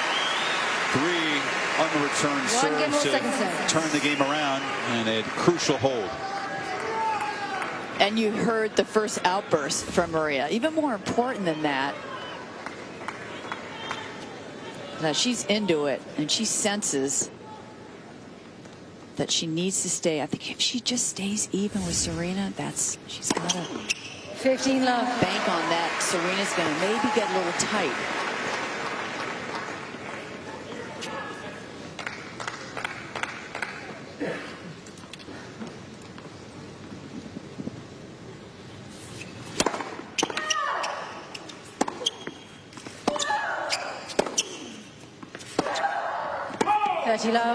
Chrissy, let's check out Serena's serve direction. We've talked about how she can spread it around. Yeah, I like it down the tee on that backhand side. We've seen a lot of that throughout this tournament. But look, nothing in the middle. 2% in the middle on the backhand side, 4%. So she doesn't really jam her opponent. She likes to place it. 40 love. Some opponents find the body serve to be an effective weapon against Sharapova. Serena didn't even bother with it. Just hammer it in the corner hard. Yeah, it's so hard that she can still win a free point off of it. Excellent. 57%, almost 60% of first serves in. High percentage. Game, Williams. Serena holds in love on serve in the second. Williams leads the game 2-1, second set, and by 1 set to 2. Welcome back to the Australian Open 2015, presented by Franklin Templeton Investments. And welcome back. Along with Chrissy Everett, Mary Jo Fernandez, I'm Chris Fowler. An indoor women's final to begin the Grand Slam season of 2015. Showers in Melbourne. A rarity this tournament, causing the roof to be shut after 5 games. And Serena Williams unbothered by that dominant serving since then.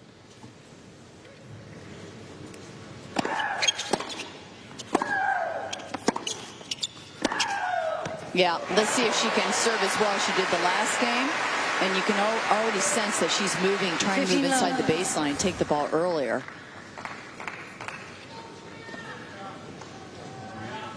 Just got to be a little more alert, shorten her swing, and just pick her targets. That was her first backhand winner, Chrissy. Only had 2 on the forehand.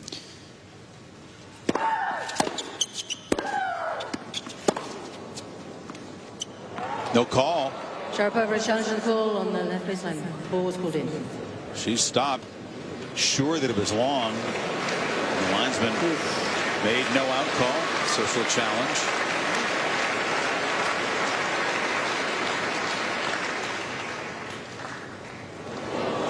Off the line. 15-all. Ms. Sharapova has 2 challenges remaining.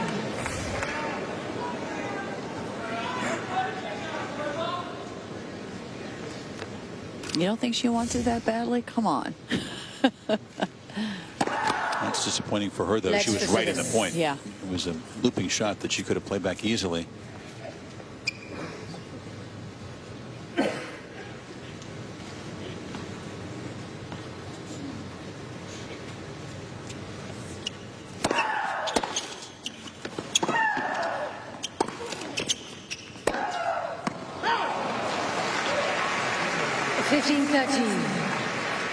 Is that an example, Percy, of just going for too much? Yeah, going for too much. She just knows she has to make it so perfect and right into the corners. And it's that pressure alone that's making her miss those shots.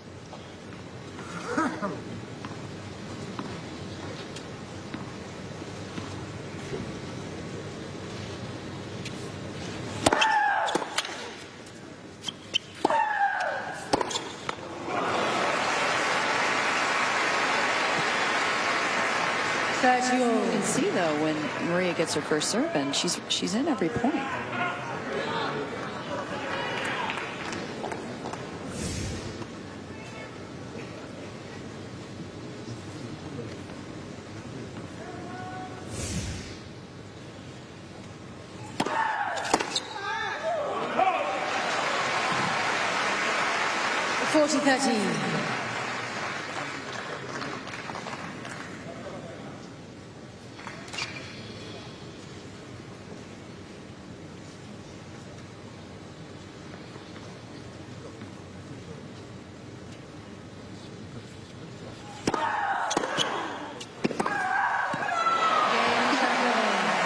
Sharapova again urging herself on. Hanging with Serena 2-all. Second set. Bigger first serves and just redlining it right away. Just like Chrissy said, making a few more chances early on. Mary Jo, we didn't see that kind of tennis the first set. I think she's finally maybe getting used to the speed of Serena's ball. It's harder than any shot she's had to hit so far. Let's. That's a good point. I mean, I remember having to play the Steffi Grafs and the Monica Selses, and it was an upgrade. All of a sudden, you're like, whoa, it's coming that much faster.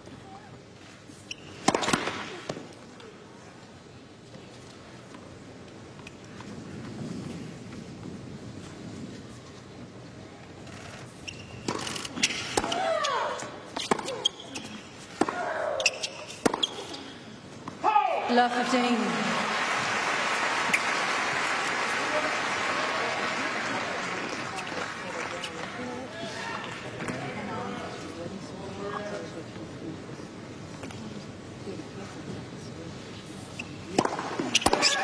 Great return. Sharapova's best of the match. She read that one well. She was already had moved over to that, so it was kind of a guess instinctively. She knew where to go. She had already started moving by the time the ball came over the net. 15-13. And we see it again. A lead in the service game for Sharapova immediately cut in half with one swing. 8 aces for Serena now.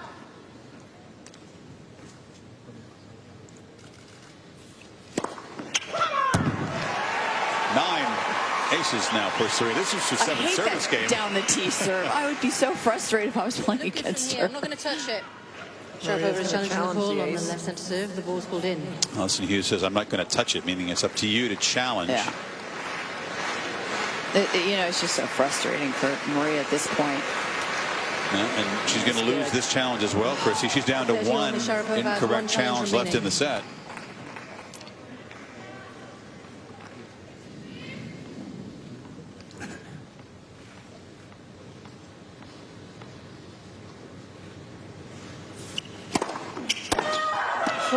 We've seen Federer do it for years on the men's side. You think, I got a lead in his service game, and boom, so suddenly it's gone. She worked so hard for those 2 or 3 points and played those points well, and then Serena just comes with 2 unreturnable serves, and it's got to be frustrating.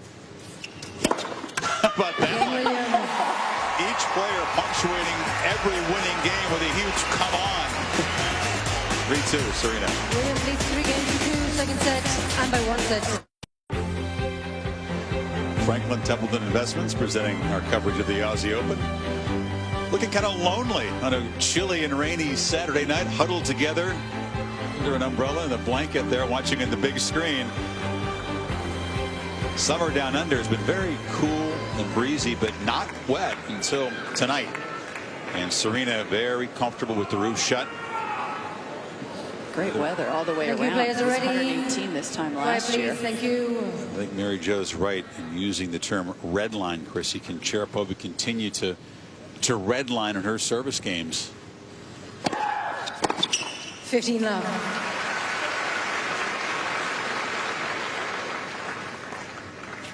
Serena got up early from that last change of ends and was really trying to move her feet, stay loose.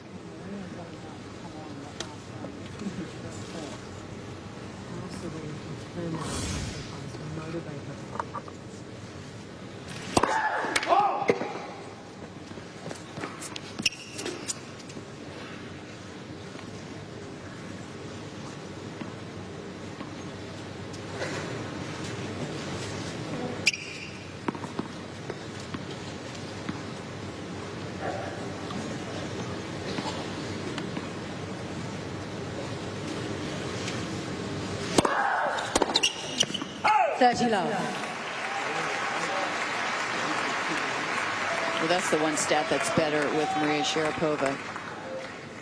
The second serves won 33% this match, 67% this set. Serena's tough on herself. She's a hard grader. I don't think she'd be all that thrilled with her returns tonight. She's missed a lot of returns. She's a perfectionist, and she wouldn't be happy with her game tonight, period.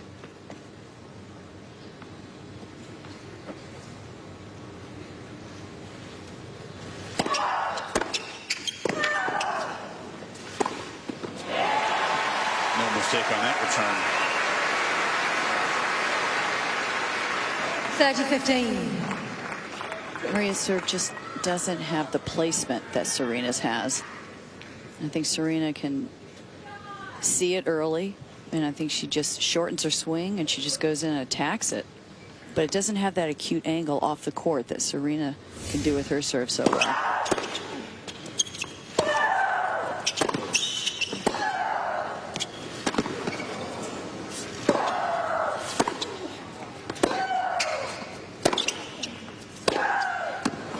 Just great defending. How about the power, Chrissy, of that backhand from Serena when Maria hit behind her? Yeah, wow. She hit behind her. It's incredible. Hopefully they'll show it again. Can anyone else generate that kind of power falling away from the court like back that? Foot, yeah.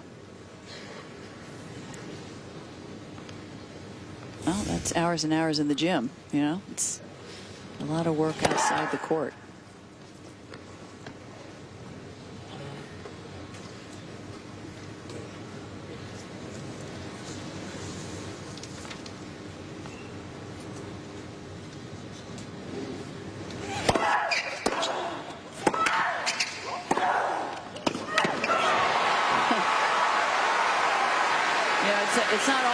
coaches. It's also about the fitness, and Mackie Shilstone is her fitness trainer, and I know he's worked very hard over the years with Serena, getting her strong.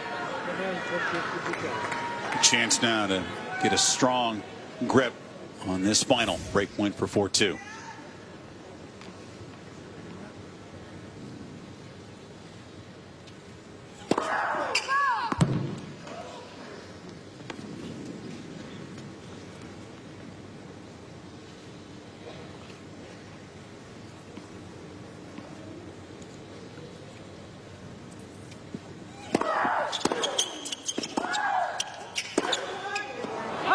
That was a bold second serve. Over 100 miles an hour. She has to be bold, doesn't she, Mary Jo, at this point? She definitely does. And you can just see on Serena's face, I mean, she senses the finish line. And I want to ask Chrissy, when you were at her age and you were winning your last few majors, what were the nerves like as you were trying to win them?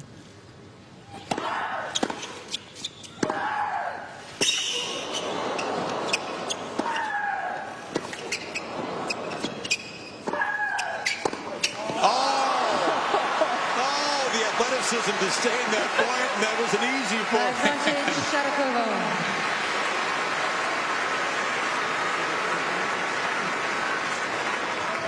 I mean, this is just superb defense play as well as offense. She could do it all. She knew she missed it right off the racket. That was for break point again. I will answer your question, Mary Jo. Well, I'll answer right now. No, I won't.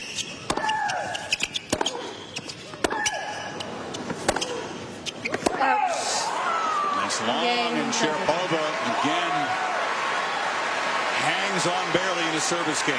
Serena in the finish line in nerves. Well, this thing was when I was 0-13, I beat her in Miami, and that set up two other wins. The French Open 85, the French Open 86, and I have to say, I was playing Martina, so Mary Jo, in answer to your question, I was thinking more about beating Martina. The nerves were about figuring out her game and not the fact that I was in the finals of a Grand Slam. That might have helped then. Take your mind off that trophy sitting over there. Just focusing on the player.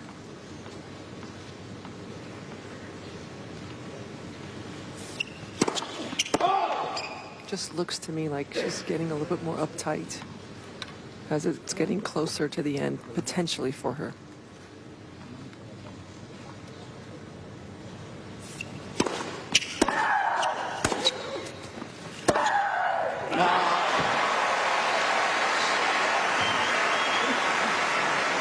This is Sharapova raising her game.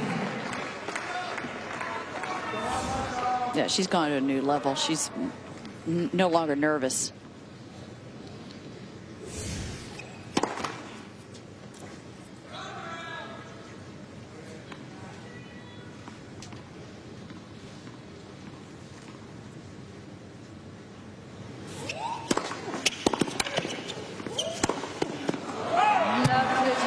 Terrific serve, but she shoveled the backhand long. She's got to stay close. This is what she's doing. Stay close to Serena in the second set. Make her play the big pressure points.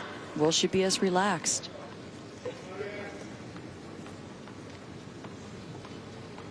Tried to guide it a little bit. The court was wide open.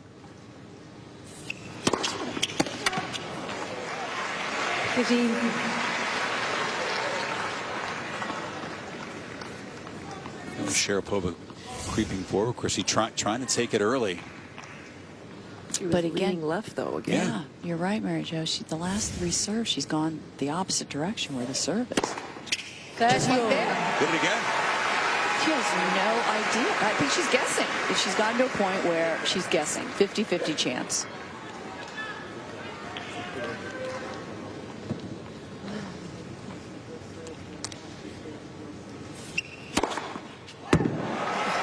Even if you guess right, you're not getting that back. 40-30. I mean, it reminds me a little bit of when Andre Agassi used to play Pete Sampras.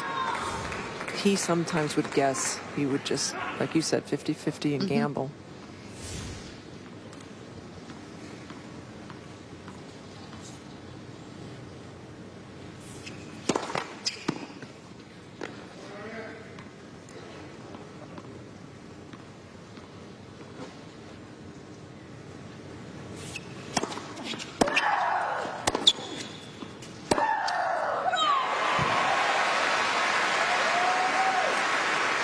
I know Maria's thinking if she can just get her racket on the serve, she's got a 50-50 chance with these rallies. I know she's thinking that because she has belief in herself.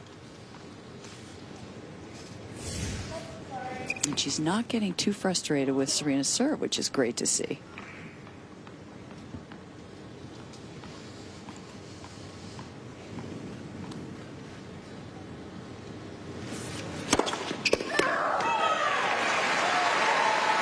Advantage, Williams.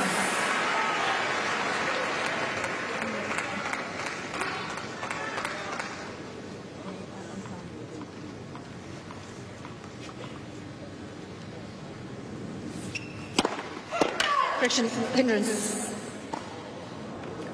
Hindrance called. Serena had said, come on, not thinking the return was going to be placed back in play. Wow, so cost her a chance to close the game right there. It's back to deuce.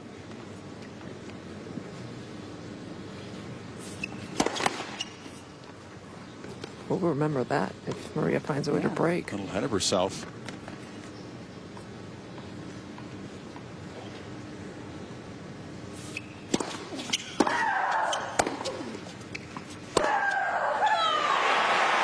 To come on from the other end and a break point.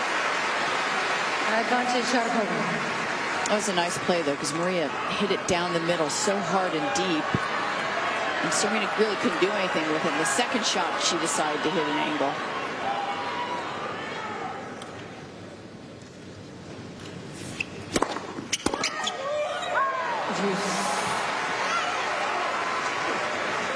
Beginning to see some frustration, Mary Jo. Definitely, and you're seeing Serena try to regroup. I think she still can't believe that she got ahead of herself a couple points ago.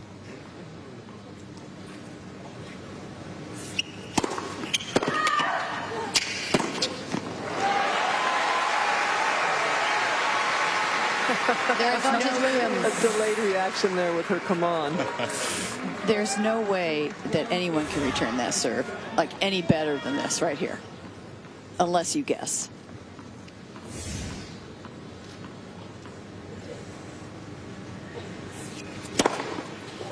The ultimate weapon in women's tennis, and it can be tension-proof. Serena survives a tense game. Back in front 4-3.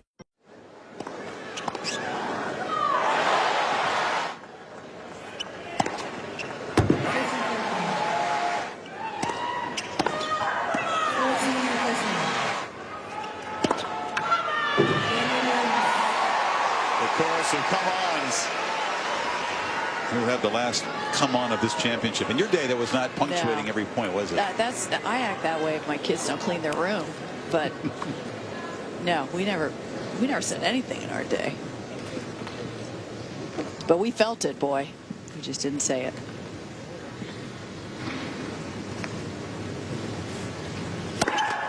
Sharapova saw the one break point in that game, couldn't grab it. This becomes a very tricky hold for her now.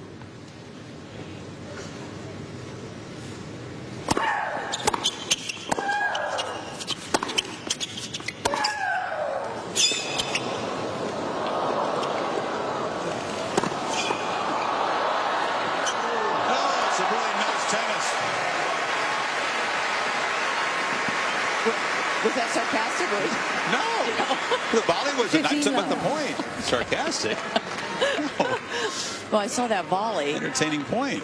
Yeah, but this volley, she just had the whole court, and she hit it right back to her, and then Serena hit a ball. That's more the variety. It was a nice little slice. Yes.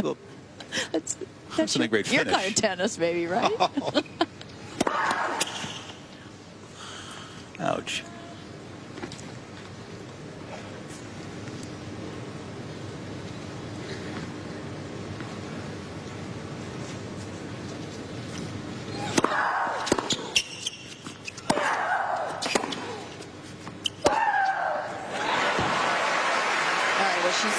Maria Sharapova got herself out of trouble. 30 love. It's 30 love, but she didn't get two first serves in, and now she has to, because this is where Serena is going to get tough. Sven Grunfeld on his feet. He knows the importance of these next few points to stay even, keep scoreboard pressure on Serena.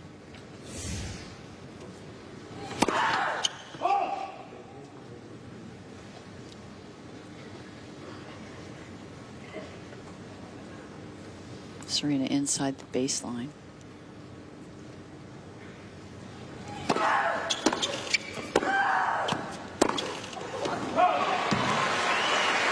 Sharapova weathered the big return. 40 love. Well, Maria should start to sense that Serena's making a few more unforced errors that could be related to nerves.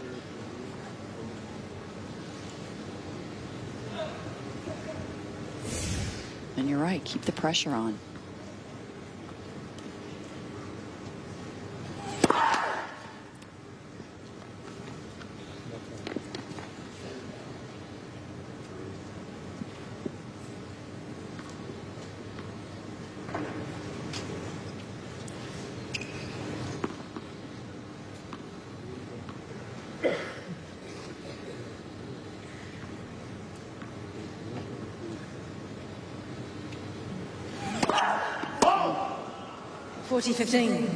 Really has controlled the double faults tonight. It's only her third.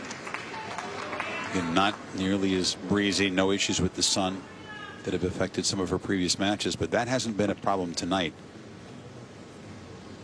There have been others.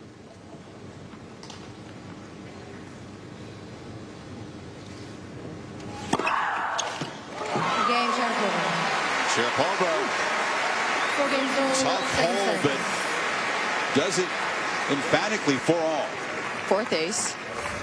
One of the plot lines for the slams from 2015.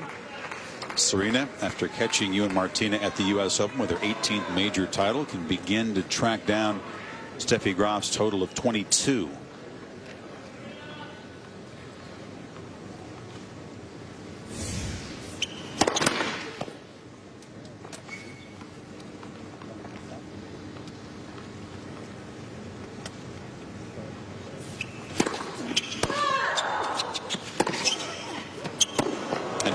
She's clearly as driven as ever. She's fit. So we ask you, how many more majors will Serena win? And the majority answer is 3 or more. Almost half of you think she'll get 3 or more. I'd have to agree with that.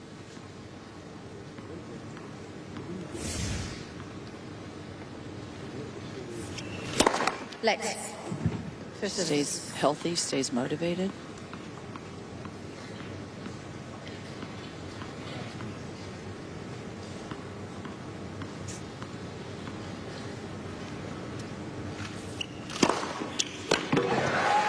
Mary Jo, I want to ask you a question down there. Does it seem like she's accelerating more on her serve? Yes, night and day from how this tournament started for Serena. Where she was just guiding the first serve in. She's going after first and her second serves now. 40 love. And it's really the winning shot on the court. I mean, once a rally goes past a few shots, Serena's making the error. She wants to finish this on her serve or quickly in 1 or 2 shots. You know what? She may not be feeling well enough to stay out there for a 3-hour match either. That she could take that into consideration. Game Williams. Another commanding hold. Williams leads 5 games to 4 And a must hold for Sharapova at 4-5.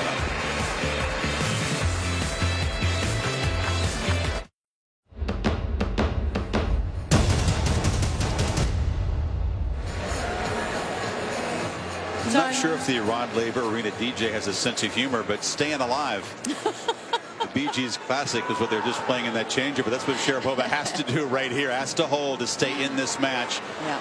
And perhaps see if her accomplished opponent, the champion on the other side of the net, might just feel some nerves with number 19 looming. It's been a very effective serving set for Sharapova. She's protected her second serve much better. Serena's been a little off target on the returns.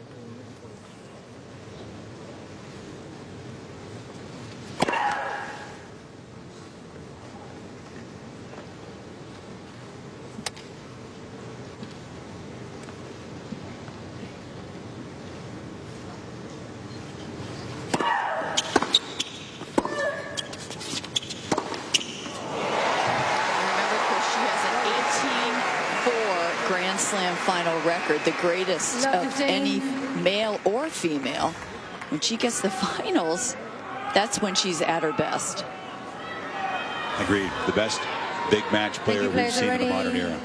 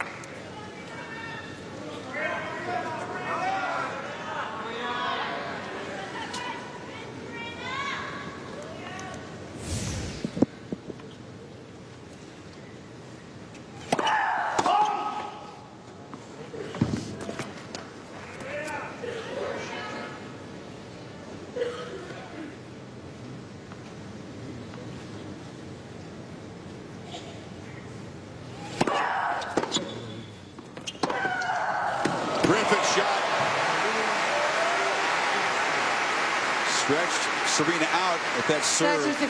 Very nice placement. Yeah, that's one shot that's worked for her this whole tournament, is over the higher part of the net, the down the line forehand. She's won a lot of points off that shot. She just lined up so well.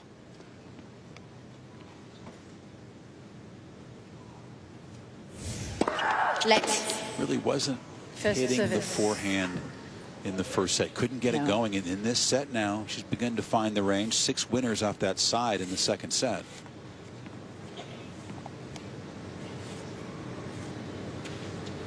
I really think she just was seeing a different speed of a ball being fired at her. Had to get used to it.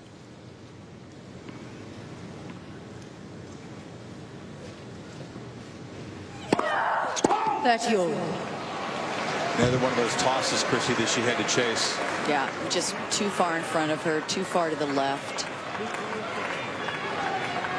Serena within 2 points of the championship.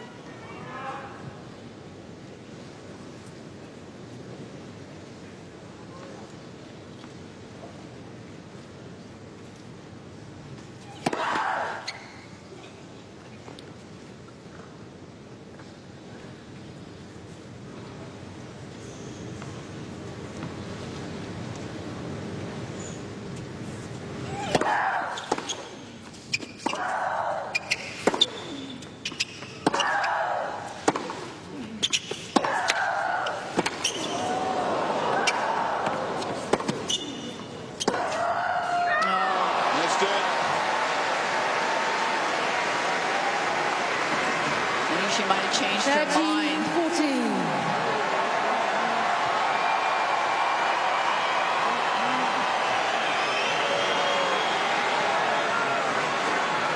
Championship point. Thank you, ladies and gentlemen. Please. Thank you. Please.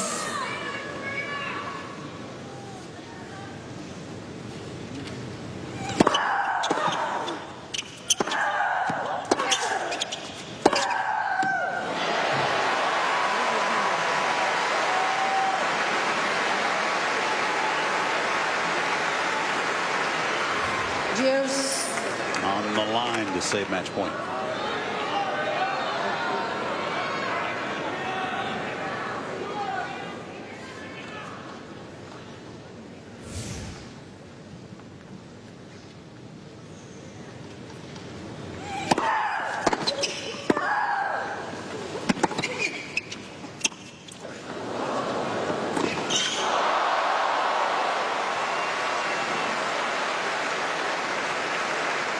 Advantage, Sharapova. Interesting choice of shot. That was not a great drop shot. The other ones were very good, but she again gave Serena a different look at a shot. But the ball was bouncing high on this one. I mean, she had it. Just didn't expect to see it. Game Sharapova. She will fight despite the odds, won't she?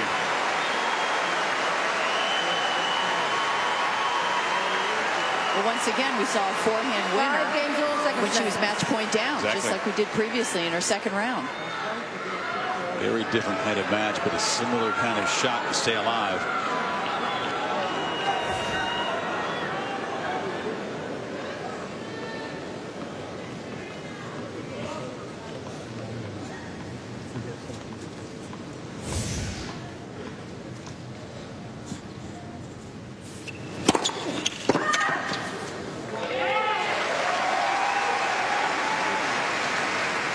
Love.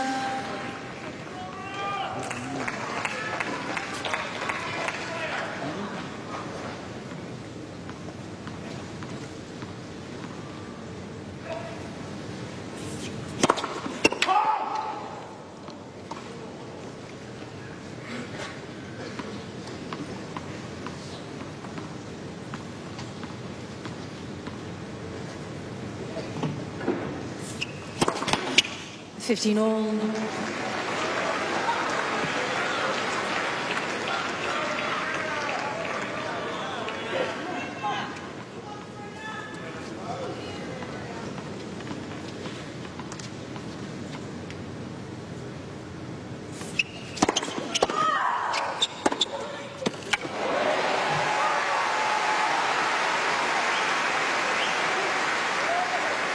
Out of 24 points when she gets her first serve, and Serena Williams 92% in the set, right? Against the #2 player in the world in this set.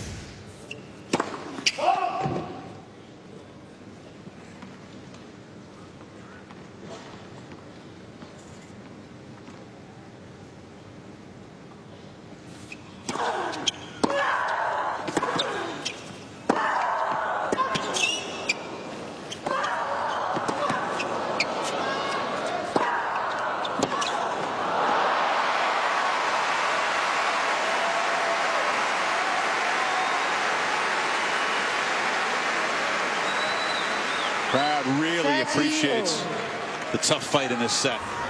The fact that Maria is still fighting, and she got back into the second set after being down match point. The crowd's going to start to get it behind Maria, I think, a little bit here.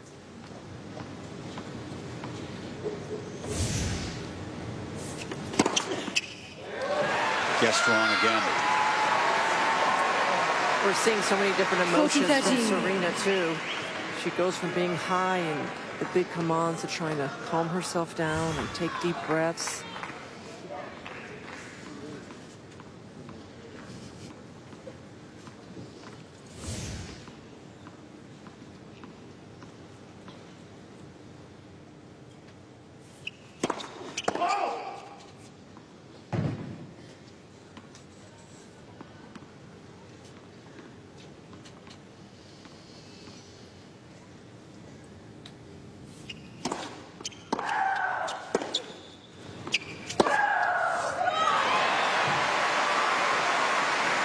I feel like when she gets her first serve in and sets up the point, she has a little more time to go for her angles. She got that good return of serve and just took a little more time.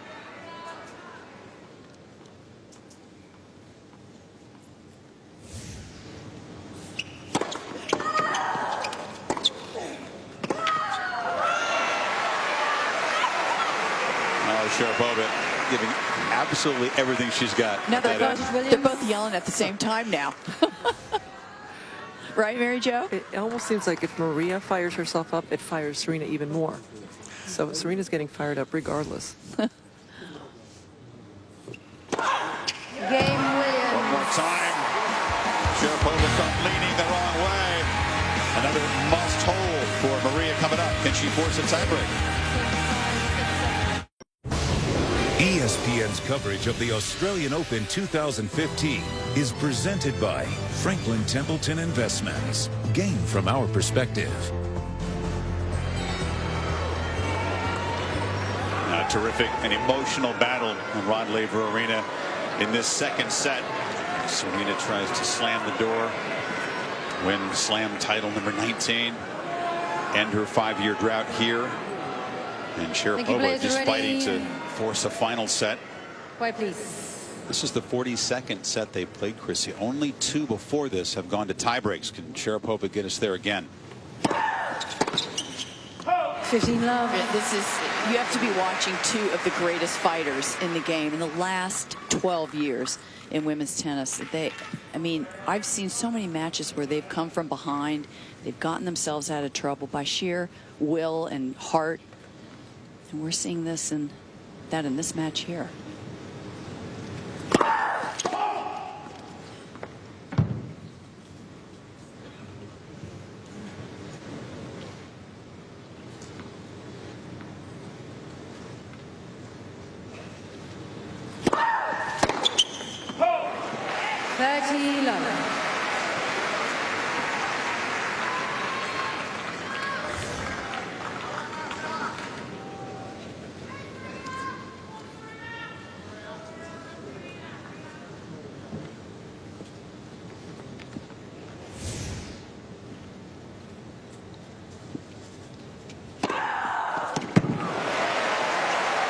The 2 tiebreaks they played head-to-head have both been extended ones.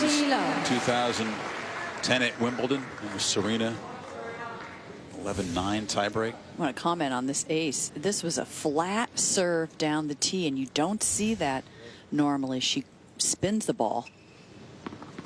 That's her 5th ace of the match.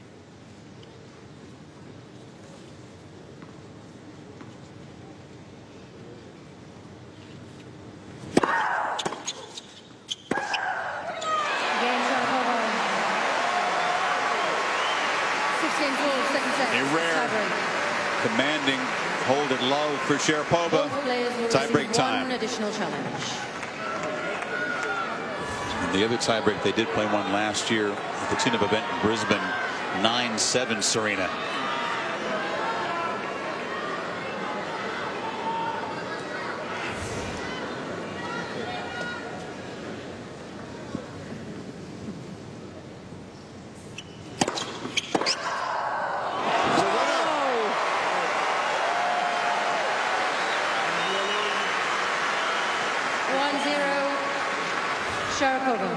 Sure was a little bit off speed.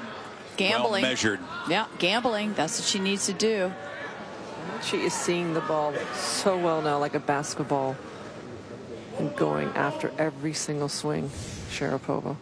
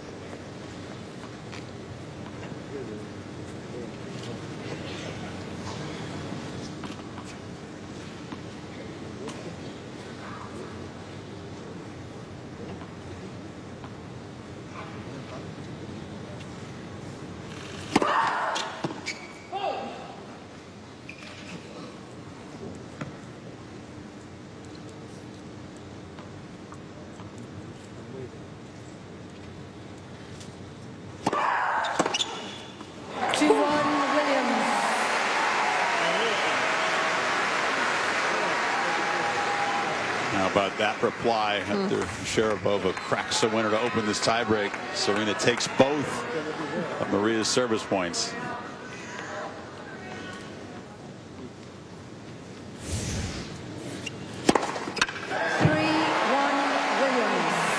No holding back with both these players right now. Quick check of the IBM Insights. She's way over the target line in the second set.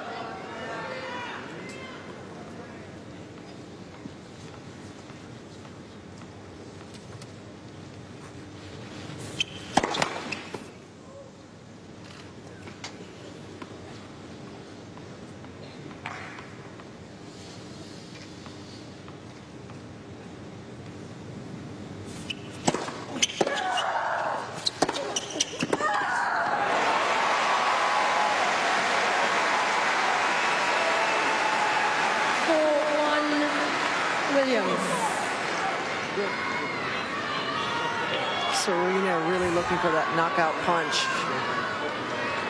She's feeling it, huh, Mary Jo? Yeah, she wants it badly, and she wants it quickly. She does not want extended rallies.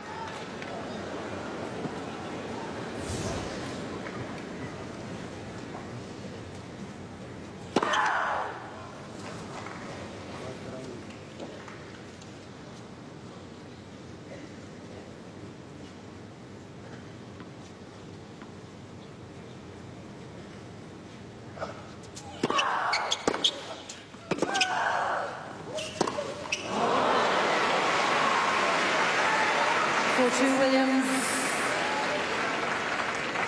I think you're spot on, Mary Jo, but Serena does have to worry, Chris, about getting a little ahead of herself. Yeah, I mean, this tie break, that was an easy shot, unforced error. This tie break, I mean, 1 or 2 points can change the whole momentum. And Serena wins this point, and the championship would be on her racket. She's got to close it playing great tennis, because Maria's not going to hand it over to her.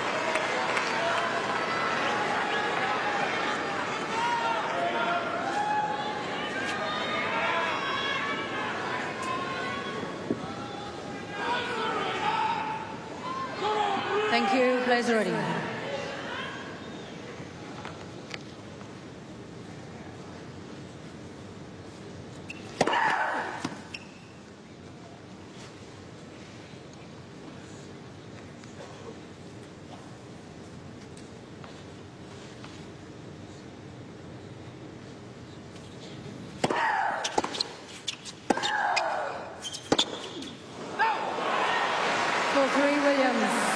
Little off-pace ball there, not with the usual speed.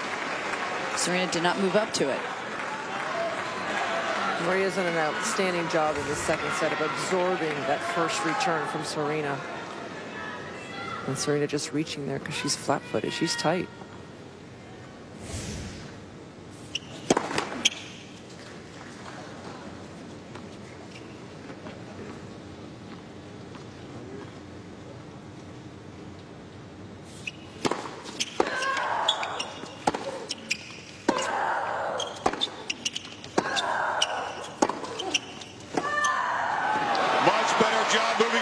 She was doing it after every shot at that point. Taking those little stutter steps. She corrects herself. See, she almost exaggerated the moving.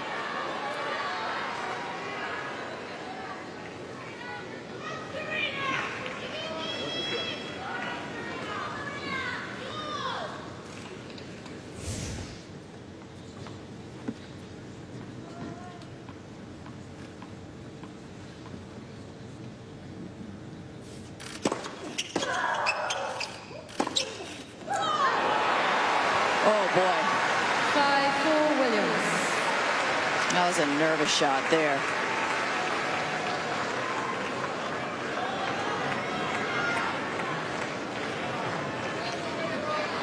That's a big message to Maria Sharapova to make Serena hit a lot of balls. Quiet, please. Thank you. 3 errors for Serena in the tiebreak.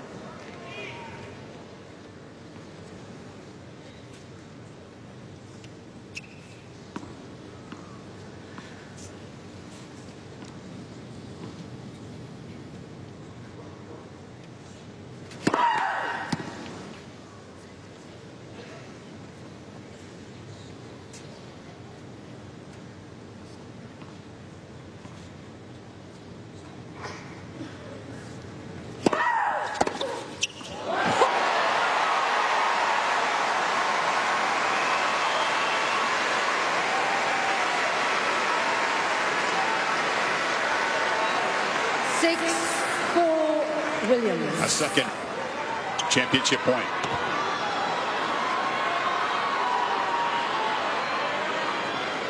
Quiet, please. Thank you. Please.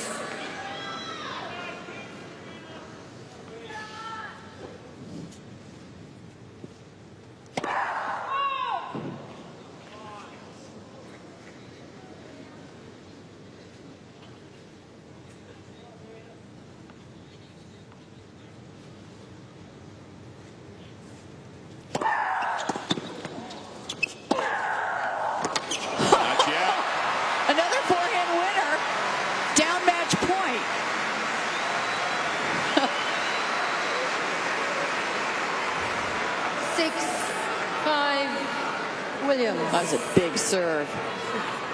Incredible second serve. Now Thank a you, ladies and third gentlemen. championship point. Thank you. This one on Serena's Please. serve.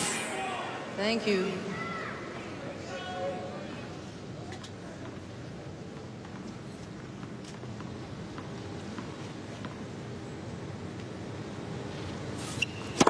Let's.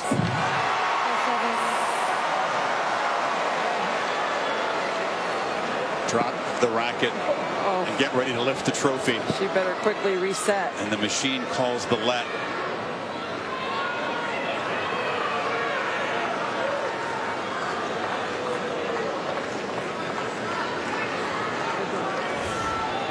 It's twice she's been a little bit premature. Thank you. Celebrating what she thought was an ace. Players ready. Thank you.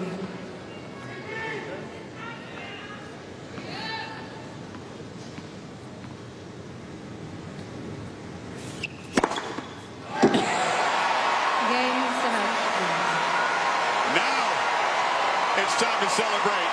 Same spot. Serena Williams rules again at the Australian Open. Grand Slam title number 19. Surpassing Garcia Martina. And look out, Steffi Graf. Serena's giving chase.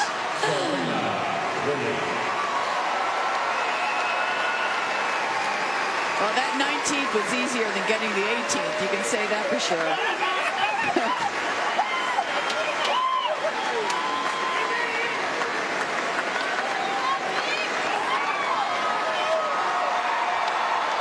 Her 15th ace sealed it. One of the stranger championship celebrations you'll ever see because she didn't want to get ahead of herself. What a terrific fight, Chrissy, in that second set from Sharapova, who didn't give up, made Serena earn it with the big serves. With her 18th ace of the match, #1 in the world, Serena Williams beats #2, Maria Sharapova, 6-3, 7-6, extending her Open era record to 6 Australian Open titles. Jeez. That is joy and relief, and that is how you celebrate your 19th Grand Slam title. Congratulations, Thank Serena. you. And now you're sitting next to Miss 18. Do you feel bad? Do you feel like sorry for me? Or Sorry. Are you really? You know, it's great because Chrissy told me earlier in the week, you know, Serena, I want you to pass me. I want you to get to 19. I want you to do it here. Yeah. And that just kept ringing in my ears, and I just appreciate that. That is so selfless and so awesome. So thanks for the support and the encouragement. Listen, you know I'm a big fan of yours and your tennis and the person you are, but I particularly liked in your speech when you talked about growing up in Compton and you had a tennis racket and a lot of hope. And I noticed that your parents weren't here, but they were probably watching at home. Yeah. But how are they feeling? What have they meant to your tennis? That's what you know, they gave me everything. Right. They gave me this whole opportunity to be here. If it wasn't for my mom and my dad, oh my gosh, I love them so much. I love you guys. This is my first slam without either one. Yes. So this is a first for me, but you guys mean everything to me, and I would never be here without you. So from the bottom of my heart, I owe them everything. I literally owe my parents everything. Well, as the rain comes in, kind of like emotional scene here in Melbourne, I want to ask you about the shot that's really set you apart through the years, and tonight it did it. And in that second set especially, you had to dig yourself out of so many problems. Love 30. Talk about your serve tonight in that second set. My serve, you know, I said I don't care if my shoulder falls off, I'm going to have to start serving because I wasn't serving the way I should have in the first set. So I thought, you know, and she started serving better too, and it's good that I came to that conclusion because or else I could have been out of it. So she was serving well. She had a couple of break points, and she saved them with some big serves. So, you know, I felt like I got to do better. I got to do one more. I was monitoring the aces to double faults. At the end of the first set, it was 3-3. And then you went 10 in a row, aces, and you finished 18-4. Yeah, So, like I said, I didn't serve the way I needed to in the first, so I felt like I know I could serve better, and thank goodness I did, because she really lifted her level of game and her play in the second set and tried to do a lot better. I think you two brought the best out of each other in that second set. The second set was, it is kind of a mirror for your careers. You win, but she does stay close to you. And as we search for ways to define how dominant you are, to beat number 2 in the world 16 consecutive times, what does your streak against Maria mean to you? I don't think about my streak against Maria. Every time I go out there, I just go out there to win, and I'm sure she does too. She goes out there to win, and she goes out there to do her best, and you know, I just that's all it is for me. It's a match, a tough match that I have to bring my A game to, and that's what I do. You're playing your best tennis over 30. I mean, you've won 6 Grand Slam titles over 30 years old. Yeah, you have. And I mean, I think we all agree that your game is better the last 3 or 4 years. Well, what is it about being over 30? I won, a lot under 30. Yeah, but still, to win 6 Grand Slams, I mean, that's like very rare. It is rare, and I don't know what it is. I really feel better. My mom had a conversation with me at Wimbledon. I was 30, and she said, when you're 30, this is your best years. You'll get better. And she was right. I've never felt more fit. I've never hit the ball better. I don't think I've served better. I'm doing everything better, and I feel like I'm 25 or 22. You think that just emotionally, mentally, physically, everything comes together? Maybe? Everything comes together. I guess 30 is the new 20, so they say. I believe it. I want to go back to Maria and the rivalry there in 2004 when you lost her Wimbledon final, and then you lost her one other time, the end of 04, not since. Talk about the importance of your 05 semifinal when you won that match from match point down. Yeah, that was a big moment for me. She beat me at Wimbledon. She played unbelievable. She was so young, and then she beat me again. And I vowed that I have to play better against her. I can't just show up and not play. And from that since I lost in that fall match in LA, my hometown, I thought, Serena, you need to change something. And I changed after that. I was like, you know what, I need to do better. I need to be better, and whatever it takes, by any means necessary, is what I would have to do. You've said as soon as you won 18, you didn't want it to happen, but you started thinking about 19. Yes, I did on the court. But I did not think about 20 today, which is sad. I should be thinking about 20. We're going to make you think about 20. You're enjoying this. I think you're enjoying this. Let us make you think about 20, though, for a moment. Well, why didn't you think about 20, I don't know, because I'm still stuck in 18. I just got 18. Let her be stuck on 18. I want to go back. I want to go back and play until I'm 35 again. Exactly, right? It seems easy for you now.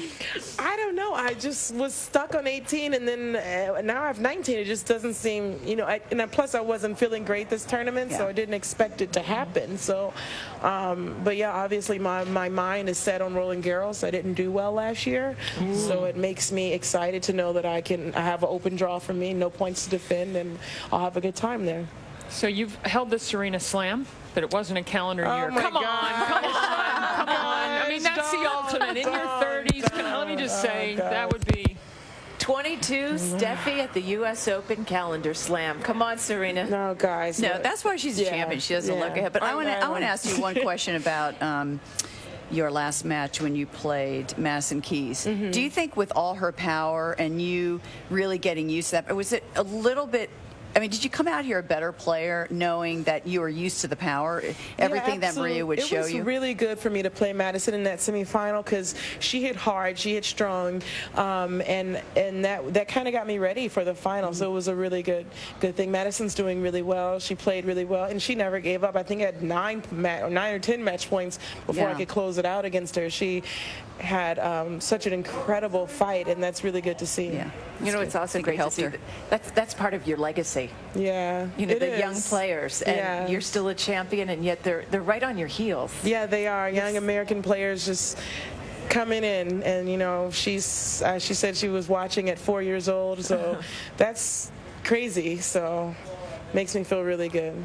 You have so much to be proud of. Congratulations. Yeah. Great job. Thank Great tournament, especially since you weren't feeling 100%. Yes, Great job. I can't believe it still, but yes. Serena Williams, Australian Open champion, 19 Grand Slam titles. She stands alone tonight. Thanks, Serena.